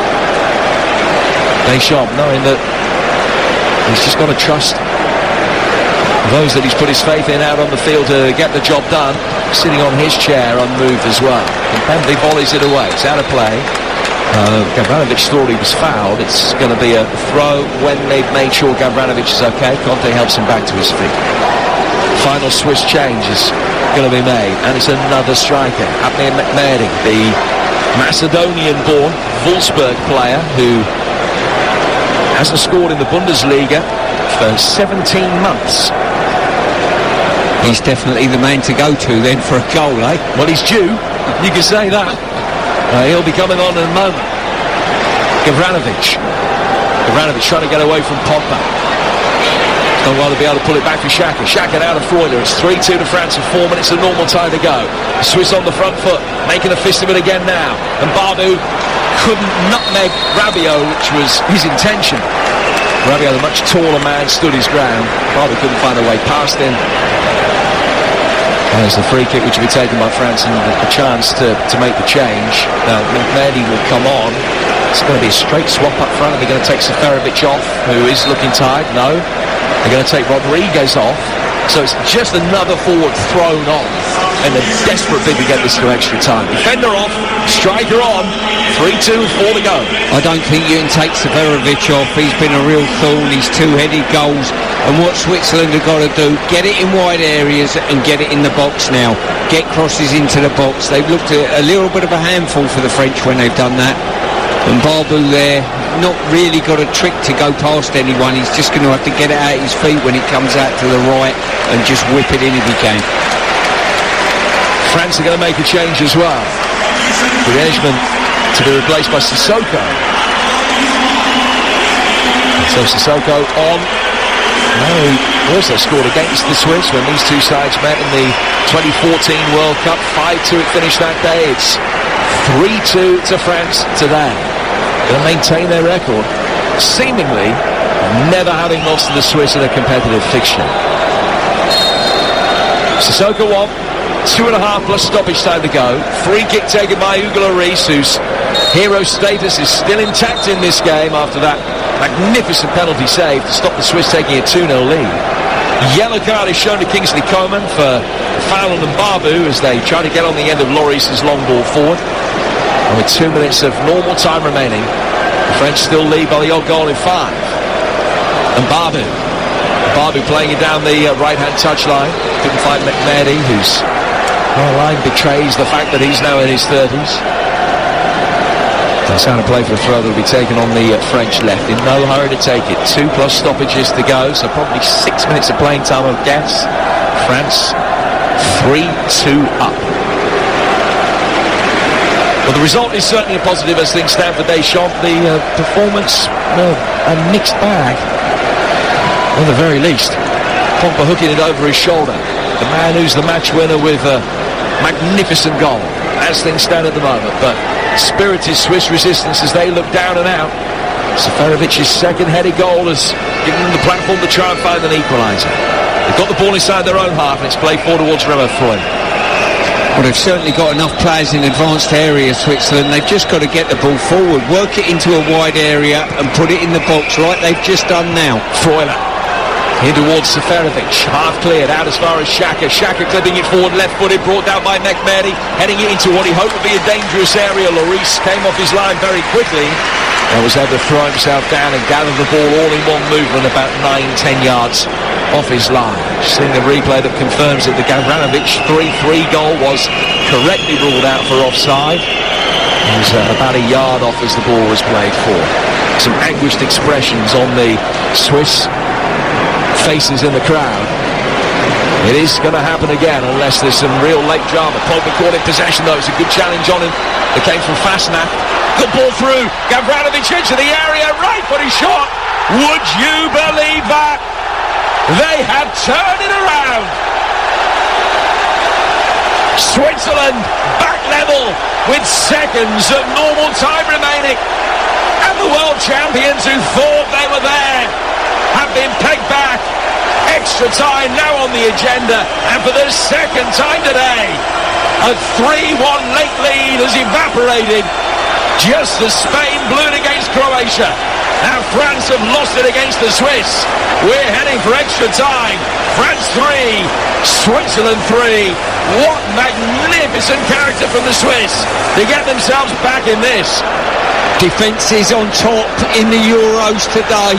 It was Pogba caught in possession, and from that moment on there was a number overload, big gaps in the French back line, and I've got to say a brilliant finish. Cut inside Kimpembe, and then from there just drilled the ball into that corner that only moments earlier Lloris was making a penalty save from. But I think as we stand at the moment on the run of play, a fair result, I'd say, Jim. Absolutely. Over 90 minutes. With the character they've shown, they had an absolutely horrendous 10 minutes after the penalty save. It looks as though France were going to score every time they pushed forward. They did score twice. Pogba's moment of magnificence looked as though it had won it. But now it's back to 3-3. They're worthy of that. They're worthy of a 30-minute shot at extra time. They haven't got any defenders left on the pitch for extra time, but they're worthy of a shot at it. 3-3. And Gavranovic's 8th international goal of the season is destined to send this to extra time. We've got 2.5 minutes of added time to play. France 3, Switzerland 3 on TalkSport. I've been in this situation before, Jim, where you're chasing a game, you're putting forward player after forward player on the pitch. All of a sudden, you get a foothold in the game. You think, my God, what have I done? I've got no defenders out there. Well, they're going to have to attack to defend. France play it forward, trying to get the job done. Coleman can't find a way through. And it's gone out of play for what has been given, I think, is a throw to Switzerland, and it came back off Kingsley Coman. Deschamps just out at the edge of the technical area to say, calm down, don't worry, calm down. But when you consider France's campaign so far, assuming this one goes to extra time, they won the first game, were brilliant, won it with an own goal. Held in the second game, held in the third game, now going to be held inside 90 minutes in the fourth game, seemingly. Although Conte might have something to say about that. Helvetti almost dived in. Conte didn't invite any contact, and had he done so, might have had a case. But Switzerland can bring it away. Seferovic back from Barbu, and we've got about a minute and 20 seconds of stoppage time to go before this goes to extra time. France 3, Switzerland 3. Yeah, and Barbu's struggling to get with the pace of the game, and whatever he's doing at the back line or in the advanced areas. I don't think he's hit the pace of the game at the moment, and this game is going to turn into, well, it is at the moment, a war of attrition, a war of character between both teams. A cool head is needed, high energy is needed when you can respond from it. Oh, he's played in towards the edge of the area, and McMahon's touch let him down. It was Xhaka, what a pass that was. He's pinged it 60 yards forward, and McMahon made a run in behind the French back line, and he couldn't control it, and it rolled through for Lloris, and it could have been 4-3 to Switzerland. As it is, France bring it forward. Ping now towards Sissoko, controls it down by the corner flag. He's faced up by Vargas. Sissoko twisting, trying to get the cross in, can't get the cross in, stands it up towards the far post. Coman hits the bar, and they've almost won it with the last touch. Well, you're almost lost for words. This game's quite incredible. Sissoko, great wing play. Chopped it back again. It arrived at Kingsley Coman's chest on the far post. He's let it drop, unloaded a wonderful effort that smashed against the crossbar and skimmed over. Inches away from getting France over the line without the need for extra time. 3-3, still playing, but extra time surely a formality now. And the French thought they'd won it right at the end of the game. Full-time whistle has gone. It's been a belter. I'll tell you what, let's have another 30 minutes of it, shall we? 3-3 at the end of the game.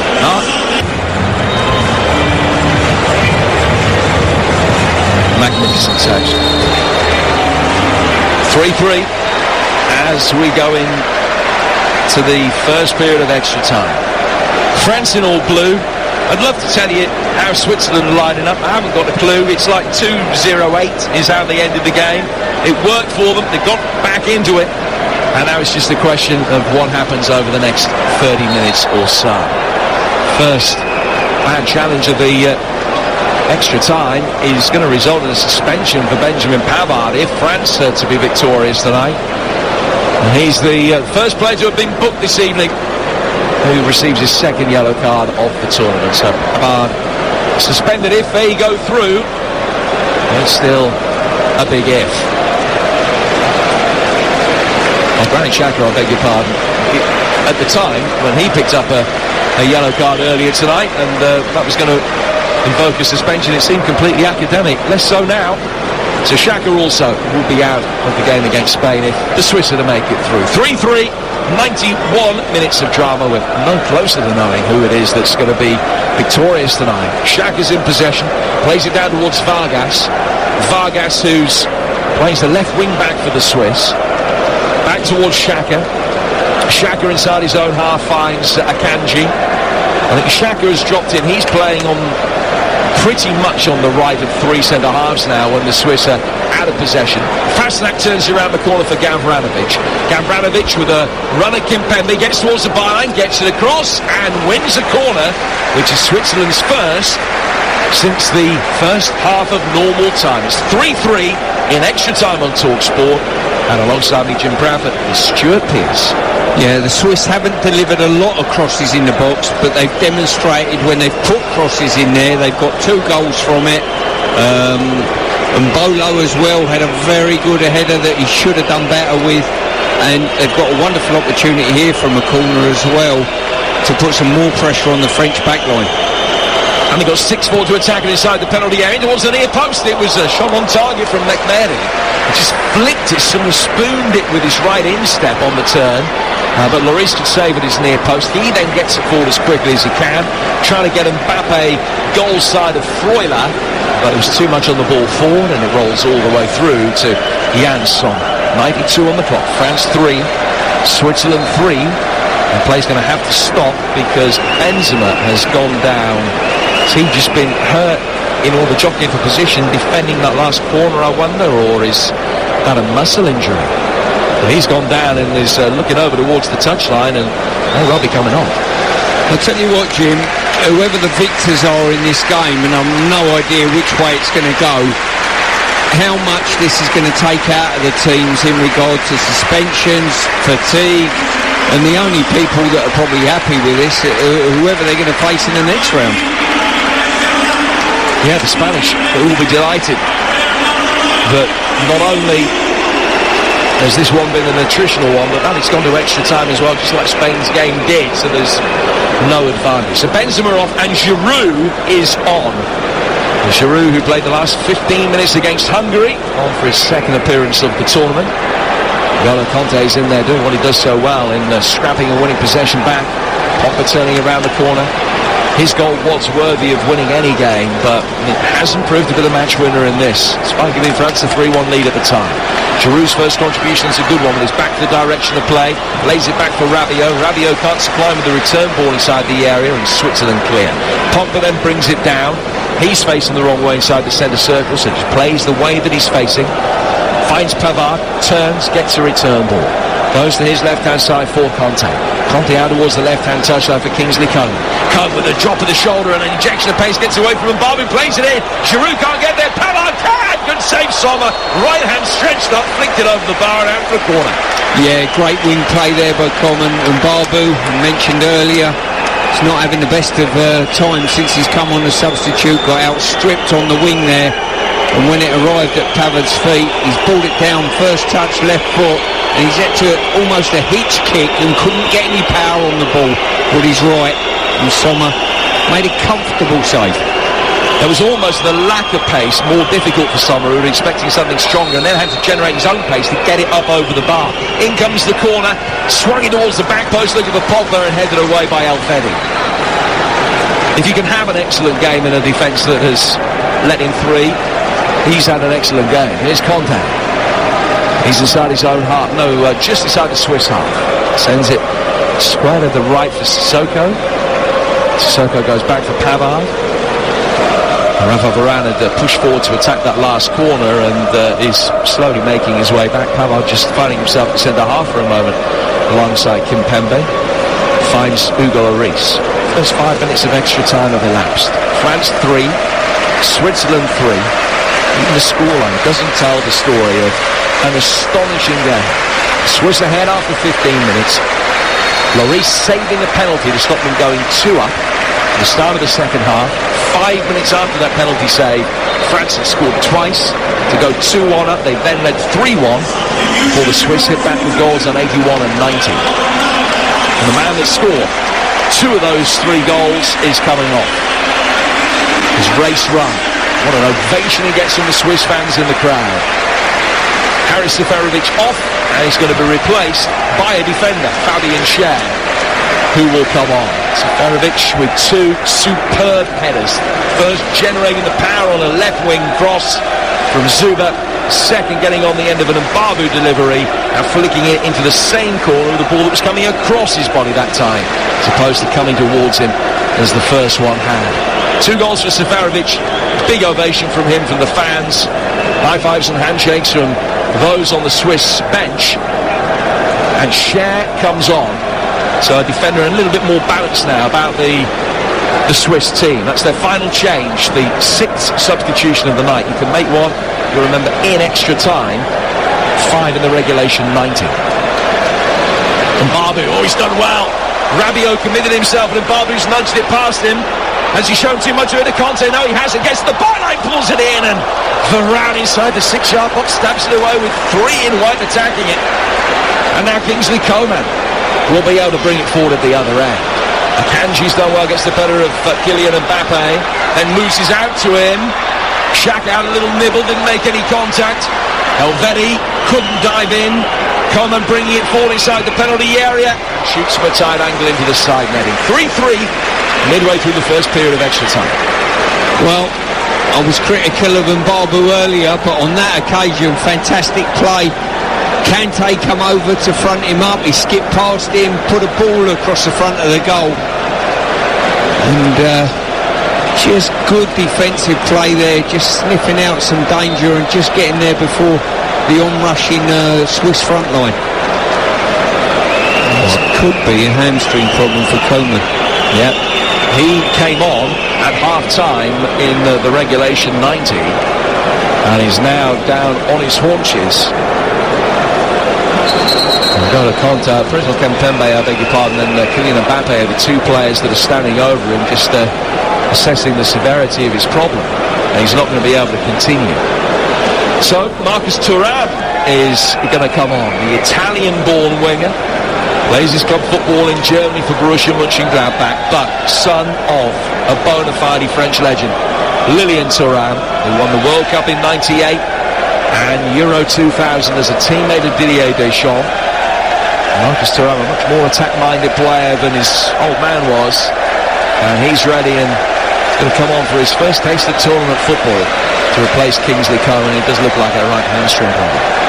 Certainly does. It makes me wonder at stages like this, you know, the physios are coming on treating him, and if you think you've got a muscular problem, I'm not sure that's going to solve itself by the odd stretch here. But this is what I was saying about how costly this is going to be potentially for the victors going into the next game. Well, they've given it a little stretch, and he's making his way off towards the touchline under his own steam, as if he's going to be able to continue. I was cynically thinking that all they were doing was giving Thuram an opportunity just to make sure he was fit and ready to go, and that was the only reason the treatment was being administered. But Thuram's put a bib back on and continues his warm-up, and Coman's going to try and soldier on. 3-3, 99 on the clock, and the Swiss bring it forward out towards Fabian Schär. So Schär is now playing on the left of the 3 centre-halves for the Swiss, with Helveti on the right and Akanji in the middle. Freuler sitting deep in the midfield, Xhaka just a little bit ahead of him. Got Mbabu at right wing back and Vargas on the left. Is Xhaka playing a long ball over the top here. Vargas making a good run forward. Varane's positioning was good. Got back goal side, hooks it away and had to play for a throw. Yeah, Varane done well there. There's a lot of tired players out there, and any ball in behind the back line is certainly causing both back lines a problem. 100 on the clock. 5 minutes from the midway point of extra time. 20 minutes for either side to win this without the need for penalties. Xhaka diving in. He's already on a yellow card. He's got to be careful making out of control challenges like that. And France will be able to bring it forward. Is Kylian Mbappe, Giroud making his way through the middle. It's clipped over him, and Marcus Thuram, Sissoko, I beg your pardon, on the edge of the penalty area, has skied it way back into the crowd. And a play for a goal kick. Now Xhaka is down in the midfield. He may be just overextended in trying to make that challenge. He lost possession. It was a genuine attempt to win the ball from Pogba. In fact, he did win the ball, but it was his follow through which had the potential to be regarded as dangerous, because although he ended up being kicked, it didn't look as though he was out of control as he lunged in, notwithstanding the fact that he made first contact. 101 goal, 3-3. Great atmosphere in Bucharest. There'll be a great atmosphere with 40,000 at Wembley tomorrow for England against Germany. Mark Saggers in the chair for that.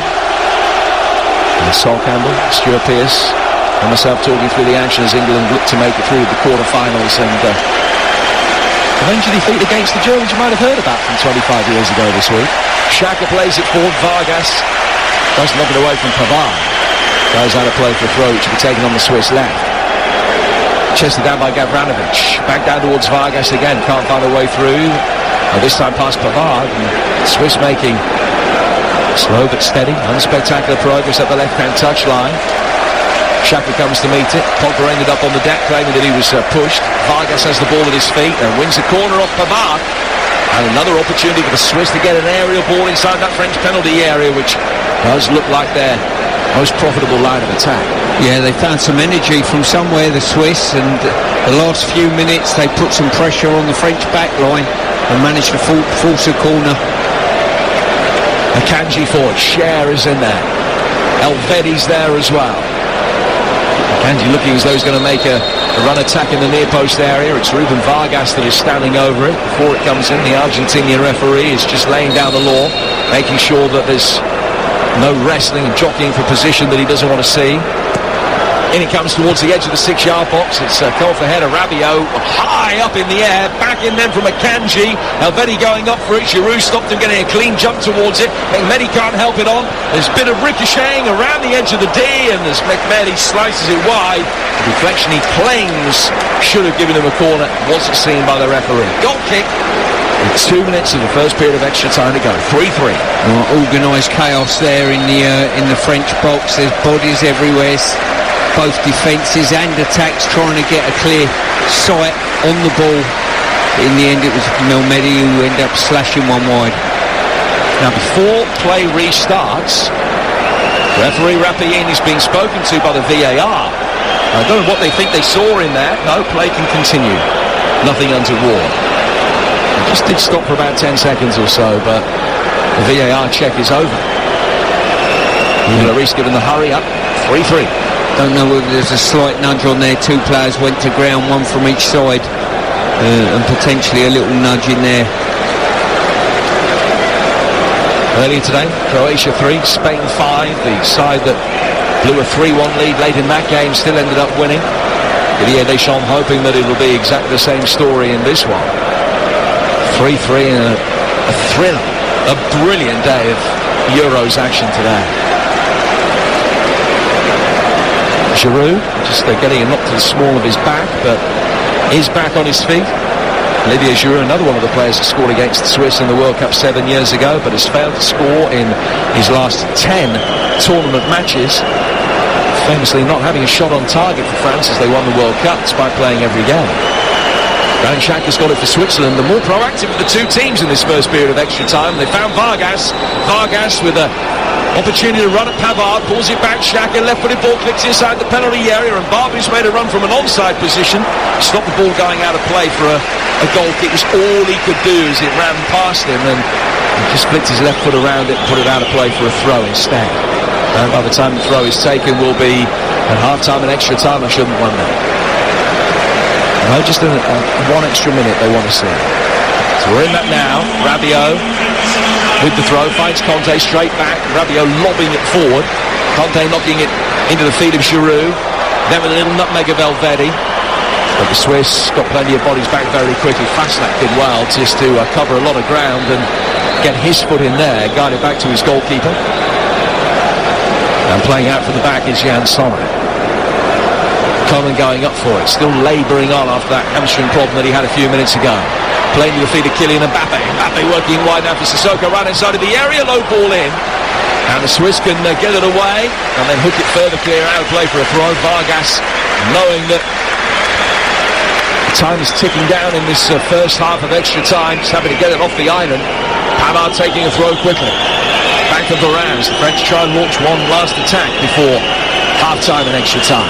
Pavard's got it, works it back, and as he does so, Rappaellini signals the end of the turnaround, and 15 minutes into extra time, it's still France 3, Switzerland 3. And it'll be the Swiss kicking from left to right at the beginning of this second period of extra time. 3-3 the score. In the couple of times I've seen breaks in play, end of normal time, half-time once again, it's the Swiss that have got that togetherness with the manager. I'm seeing Deschamps come on, and his players are almost so fragmented and away and half not listening and that type of thing. It's really quite strange to see the comparison between the two outfits. The Swiss really look together as a team, hanging on every word of the manager. The French slightly different to that. Well, sometimes the sum of the parts can be greater than the whole. Sometimes the complete reverse, and maybe that's what we're seeing. One side from one side of that spectrum and one from the other tonight. There's Rabiot. He's down towards N'Golo Kanté. Lovely turn by Kylian Mbappe here for France. Xhaka did well, got back, read the situation ably. Rodriguez plays it forward from the plays it forward from the back into the centre circle, but Gavranovic, the scorer of that crucial equalising goal, loses possession. Sissoko will get it out on the right flank, play forward towards N'Golo Kanté. Kanté back behind square. Rabiot will play it forward and now find Coman. Coman eased away by Mbappe, back from Rabiot to Kanté again. Lovely turn around the corner from Kylian Mbappe, and Elvedi has won it and plays it forward and hits the referee. So drop ball, which will be taken to the Swiss, just outside the penalty area. 106 on the clock. France 3, Switzerland 3. Haven't had a goal for 16 minutes. I don't know what's gone wrong for that absorbing, extraordinary second half that saw it go from 0-1 to 3-3 with a missed penalty thrown in. Mbappe playing it forward. Rabiot covers. How he will feel the first game that he's ever played at left back in his career all the way through has been an adventure for him. Foyle has done well in the heart of the midfield for the Swiss. He gets it away and it goes out of play for a throw which will be taken on the French left. 13 to go, 3 each. Yeah, I'll tell you what amazes me when you go to extra time. You look at the game and you think, can you identify the players that have just come on the pitch and pretty fresh compared to the ones that have played the full tilt? And the answer's no, and it amazes me, Jim, why you can't do that. Pogba will play it forward. He got caught there off the ball by Elvedi. By Akanji. And it's a yellow card for Manuel Akanji, the Dortmund centre-half. Sixth player to have his name taken tonight. Pogba dispossessing Mehmedi, who certainly doesn't look as though he's one of the more recent arrivals. Pogba driving forward. And Akanji knew that he couldn't let him get too far. Free kick and a yellow card. Yeah, certainly was a yellow card as well. Just come across the front of Pogba very late. Certainly drew the foul. An opportunity for Kanté to put a ball into the box. Just edges it forward, actually. Now to his right-hand side. Pavard can't put one inside the penalty area, and there's a very good defensive header by Granit Xhaka. Battling with Olivier Giroud. Two former teammates at Arsenal in the aerial challenge, which Giroud came off second best in. Free kick to the Swiss. 12 minutes of extra time remaining. France 3, Switzerland 3 for the right to take on Spain in St. Petersburg on Friday in the tea time game. The first of the quarterfinals. They're all live on TalkSport. Maurice has used the full width of his penalty area there as the ball came down, and he just stuck his left hand up, hoped that it was still kind of level with the line, and brought it down, bowls it out, and N'Golo Kanté can drive forward. Foyle has just lost out to Kingsley Coman. Oh, Coman has skinned him. Left-hand side of the box, he's brought it back into the area. Shot has skidded wide from Mbappe. And it's a goal kick. And another half chance comes to nothing with 11 to go. Yeah, Mbappe just holds his head and just walks away, hunched over. He knew he should have done better there. Good pullback by Coman, done really well, good wing play. Pulled it back brilliantly. And he'd have probably been better off curling towards the near post, I think, rather than whipping it across going for the far post. France have turned over possession well again in the midfield. It's Sissoko, the Tottenham man, who hardly featured from the start for Spurs in the second half of the season. Kanté thought that perhaps he'd been dispossessed there by Gavranovic, but the loose ball squirmed away from the pair of them and was picked up on the French right. Now very quickly worked down towards this near touchline as we look at it for firstly Rabiot and then Coman and then Pogba. What a ball! Kylian Mbappe! Miles wide. I mean, the angle was tight, left-hand side of the 6-yard box, but he's barely hit the side netting with it and might have injured himself in the process of getting the shot away. And it's still 3-3. Well, absolutely super ball there by Pogba. Just slid it straight forward through the channel, and Mbappe was the first away.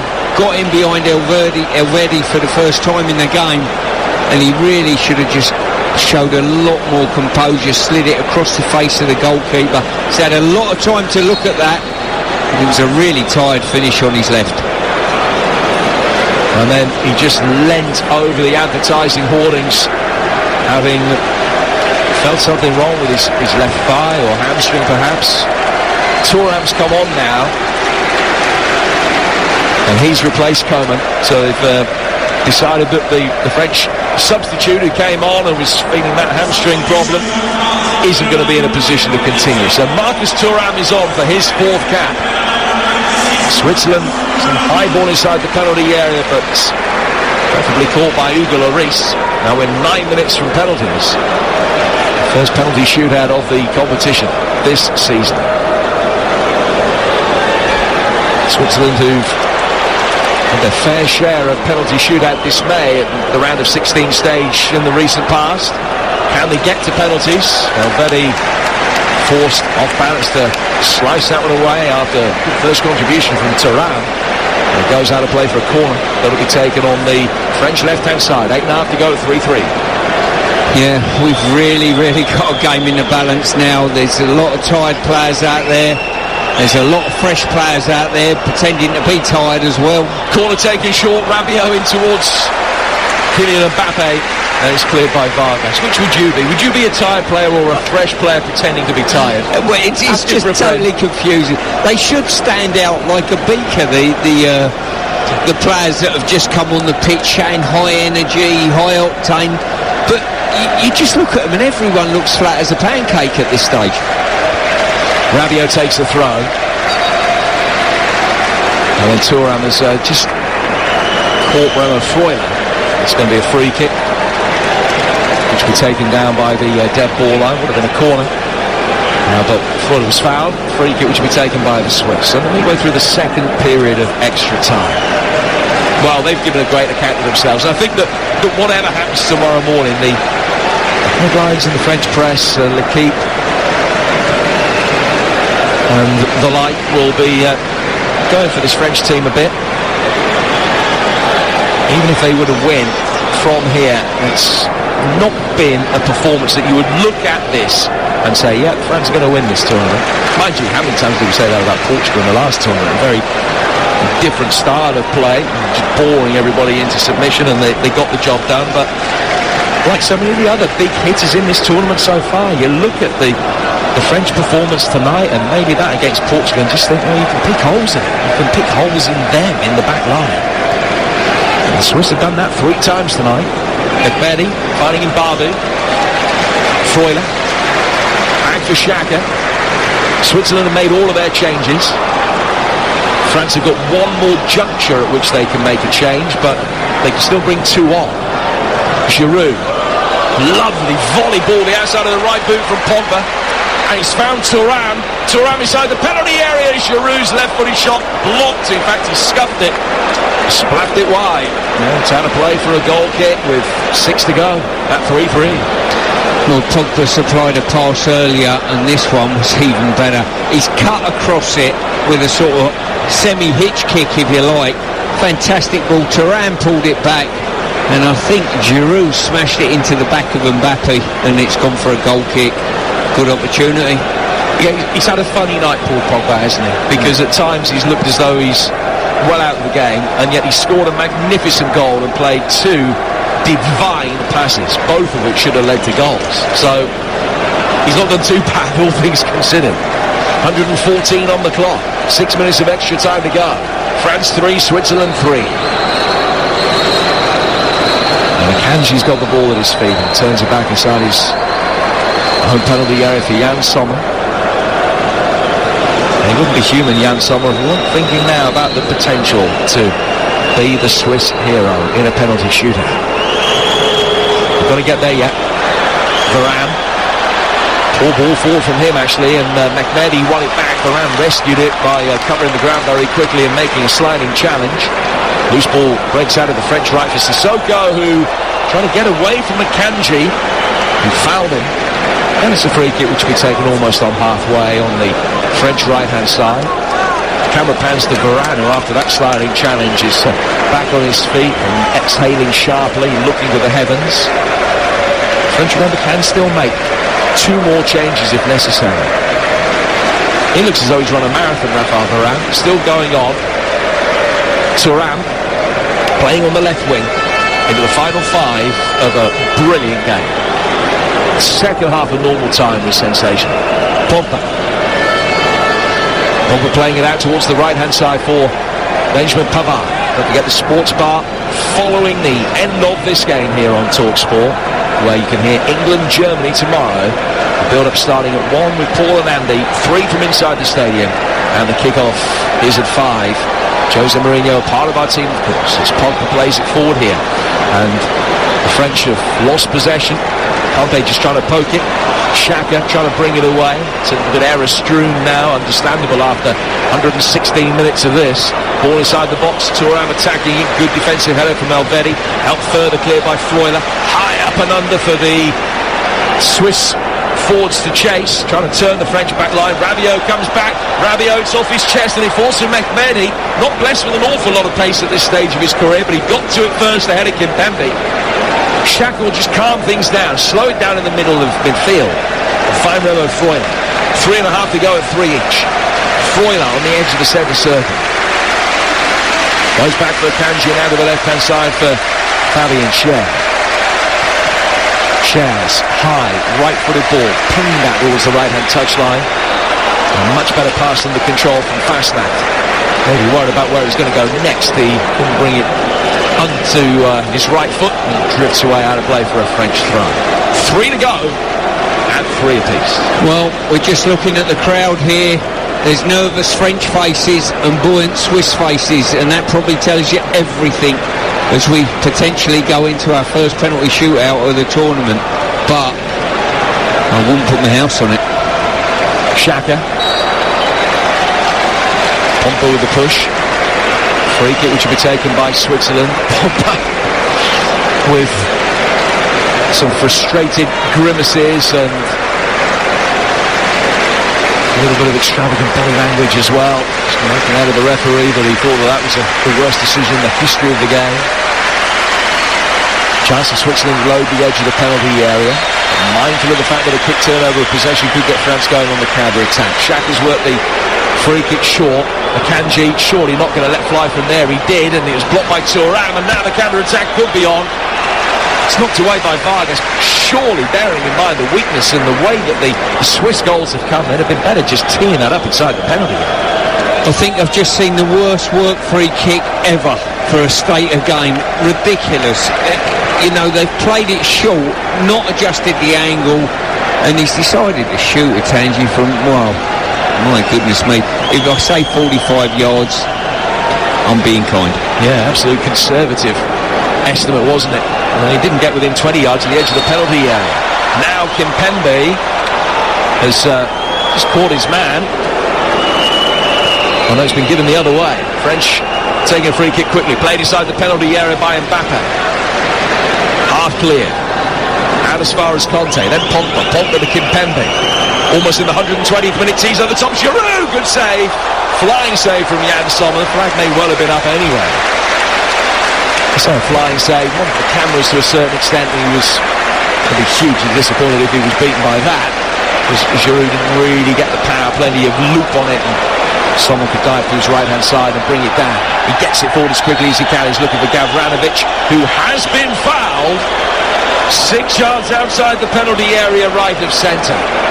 And this is the chance to win it for Switzerland in the last minute of extra time. Well, they've either get a decent effort away on target or work it wide and get across in the box. Anything bar what they've just done with the last free kick, please. Yeah, my money isn't on Akanji having a crack here from 40 yards. The angle's fantastic. For a left-footed shot, but maybe just better with a 3-man wall being lined up. For a position for Xhaka just to tease it into the far post for a header back across the edge of the 6-yard box. I think he may well go for goal. It's 12 yards outside the penalty area by the time it's been spotted down.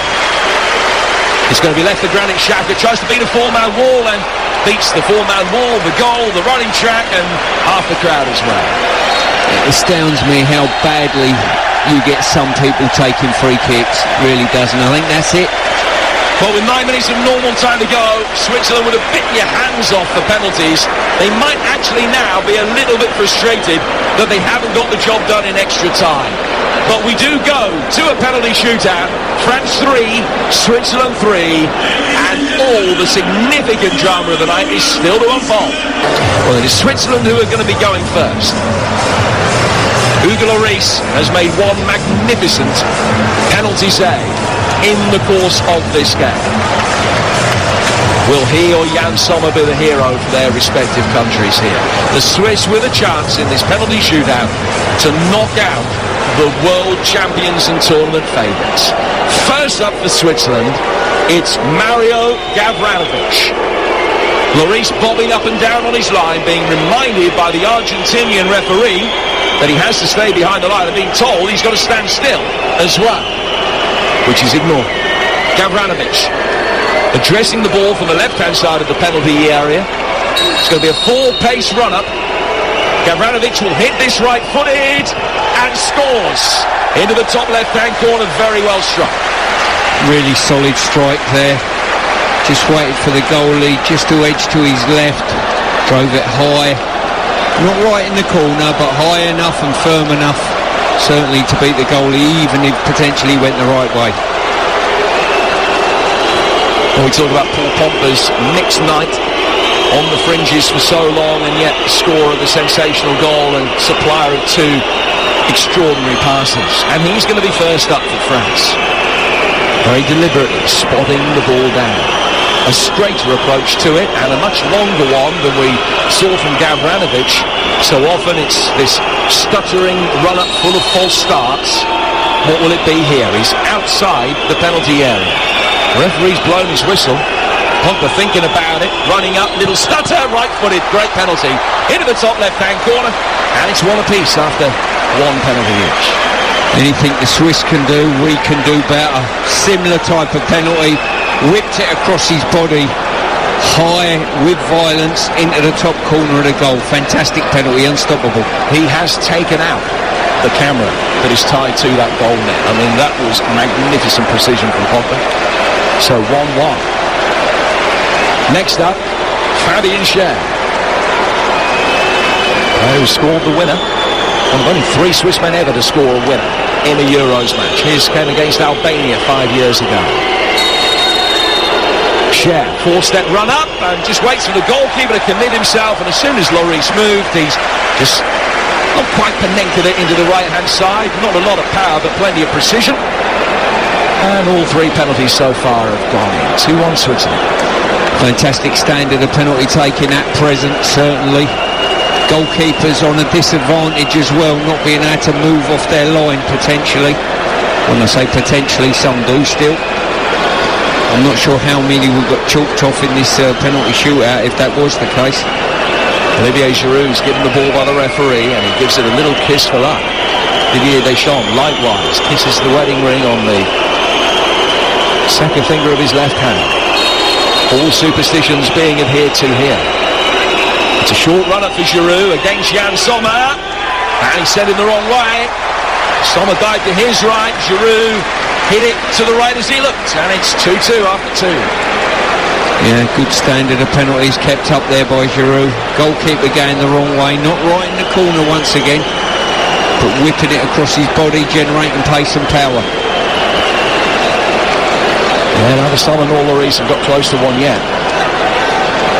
Akanji, the 25-year-old centre-half, teammate of Jadon Sancho and Jude Bellingham of Borussia Dortmund, tries to keep up the 100% record. Lloris nervously and probably irritably, as far as Akanji is concerned, pacing up and down his line. Now he's ready to face it. Referee gives the signal. Akanji, right-footed, into the corner. There was a little stutter and it confused Lloris, and then as soon as Lloris got his feet planted back down, the penalty was past him. And it's 3-2 to Switzerland. Nobody's missed one yet. For such an easy Ozzy run-up, he generated a lot of accuracy and a lot of power right into the corner there. At one stage I thought he'd sort of got on top of the ball, if you like, but kept it really low, right in the corner, good pace. And Marcus Thuram was just a matter of months old. His dad won the World Cup for France. Thuram tonight making his tournament debut, and he goes third for the French. He's looking nervous, hands on hips, languid run up. Keeper went the right way, but he got it past him into the left-hand side of the goal for 3-3. Yeah, it did. I've got to say, out of all the penalty takers we've seen tonight, this young man made me the most nervous, but he had enough pace on it to beat Sommer. In terms of potential penalty takers, incidentally, France, without Griezmann who's gone off, without Benzema who's gone off,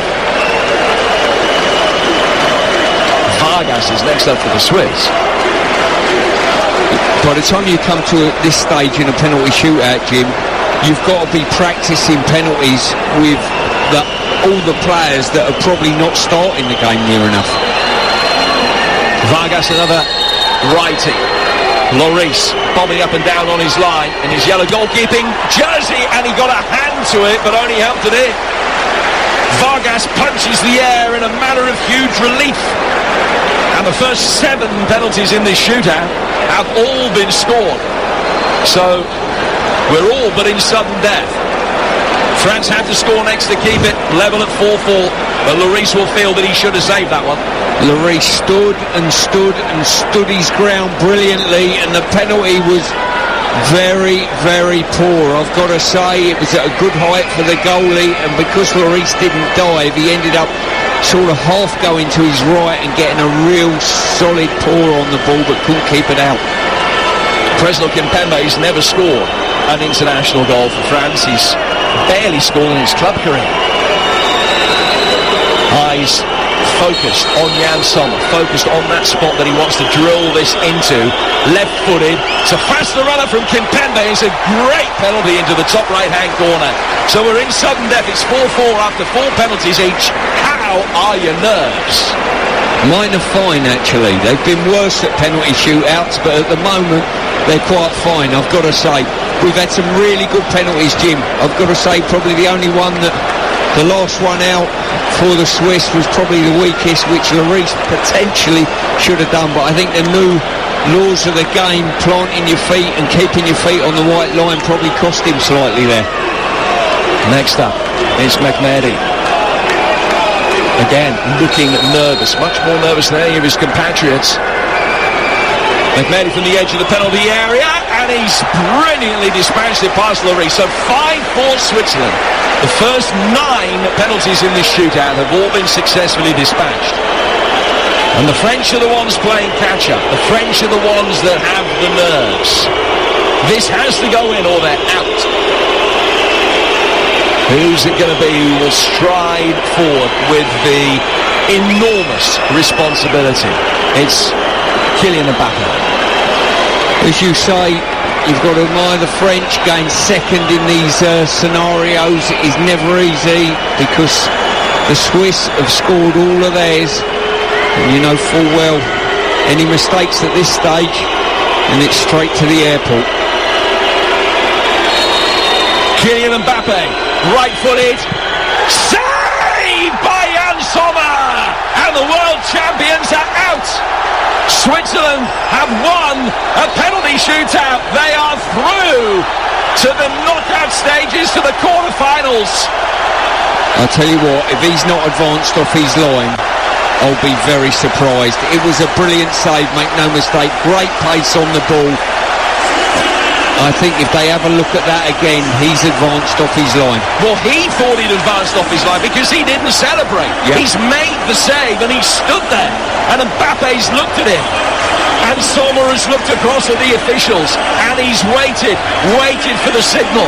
Waited to be told that he is the hero. But that signal came. And France, the world champions, the favourites to win the European Championships, are out. And it's the most expensive Frenchman in history who has missed the decisive penalty. What guts! What character they have shown. 3-1 down with 9 minutes to go. They got it back to extra time. And finally the curse is over. The hoodoo is over. 83 years they've waited to win a knockout game in a major tournament. And by putting out his hand, Yann Sommer has given them the passport to the quarterfinals. France 3, Switzerland 3. Switzerland win 5-4 after penalties. Another absorbing, entertaining, enthralling game in Euro 2020. It's wide open. The French are out.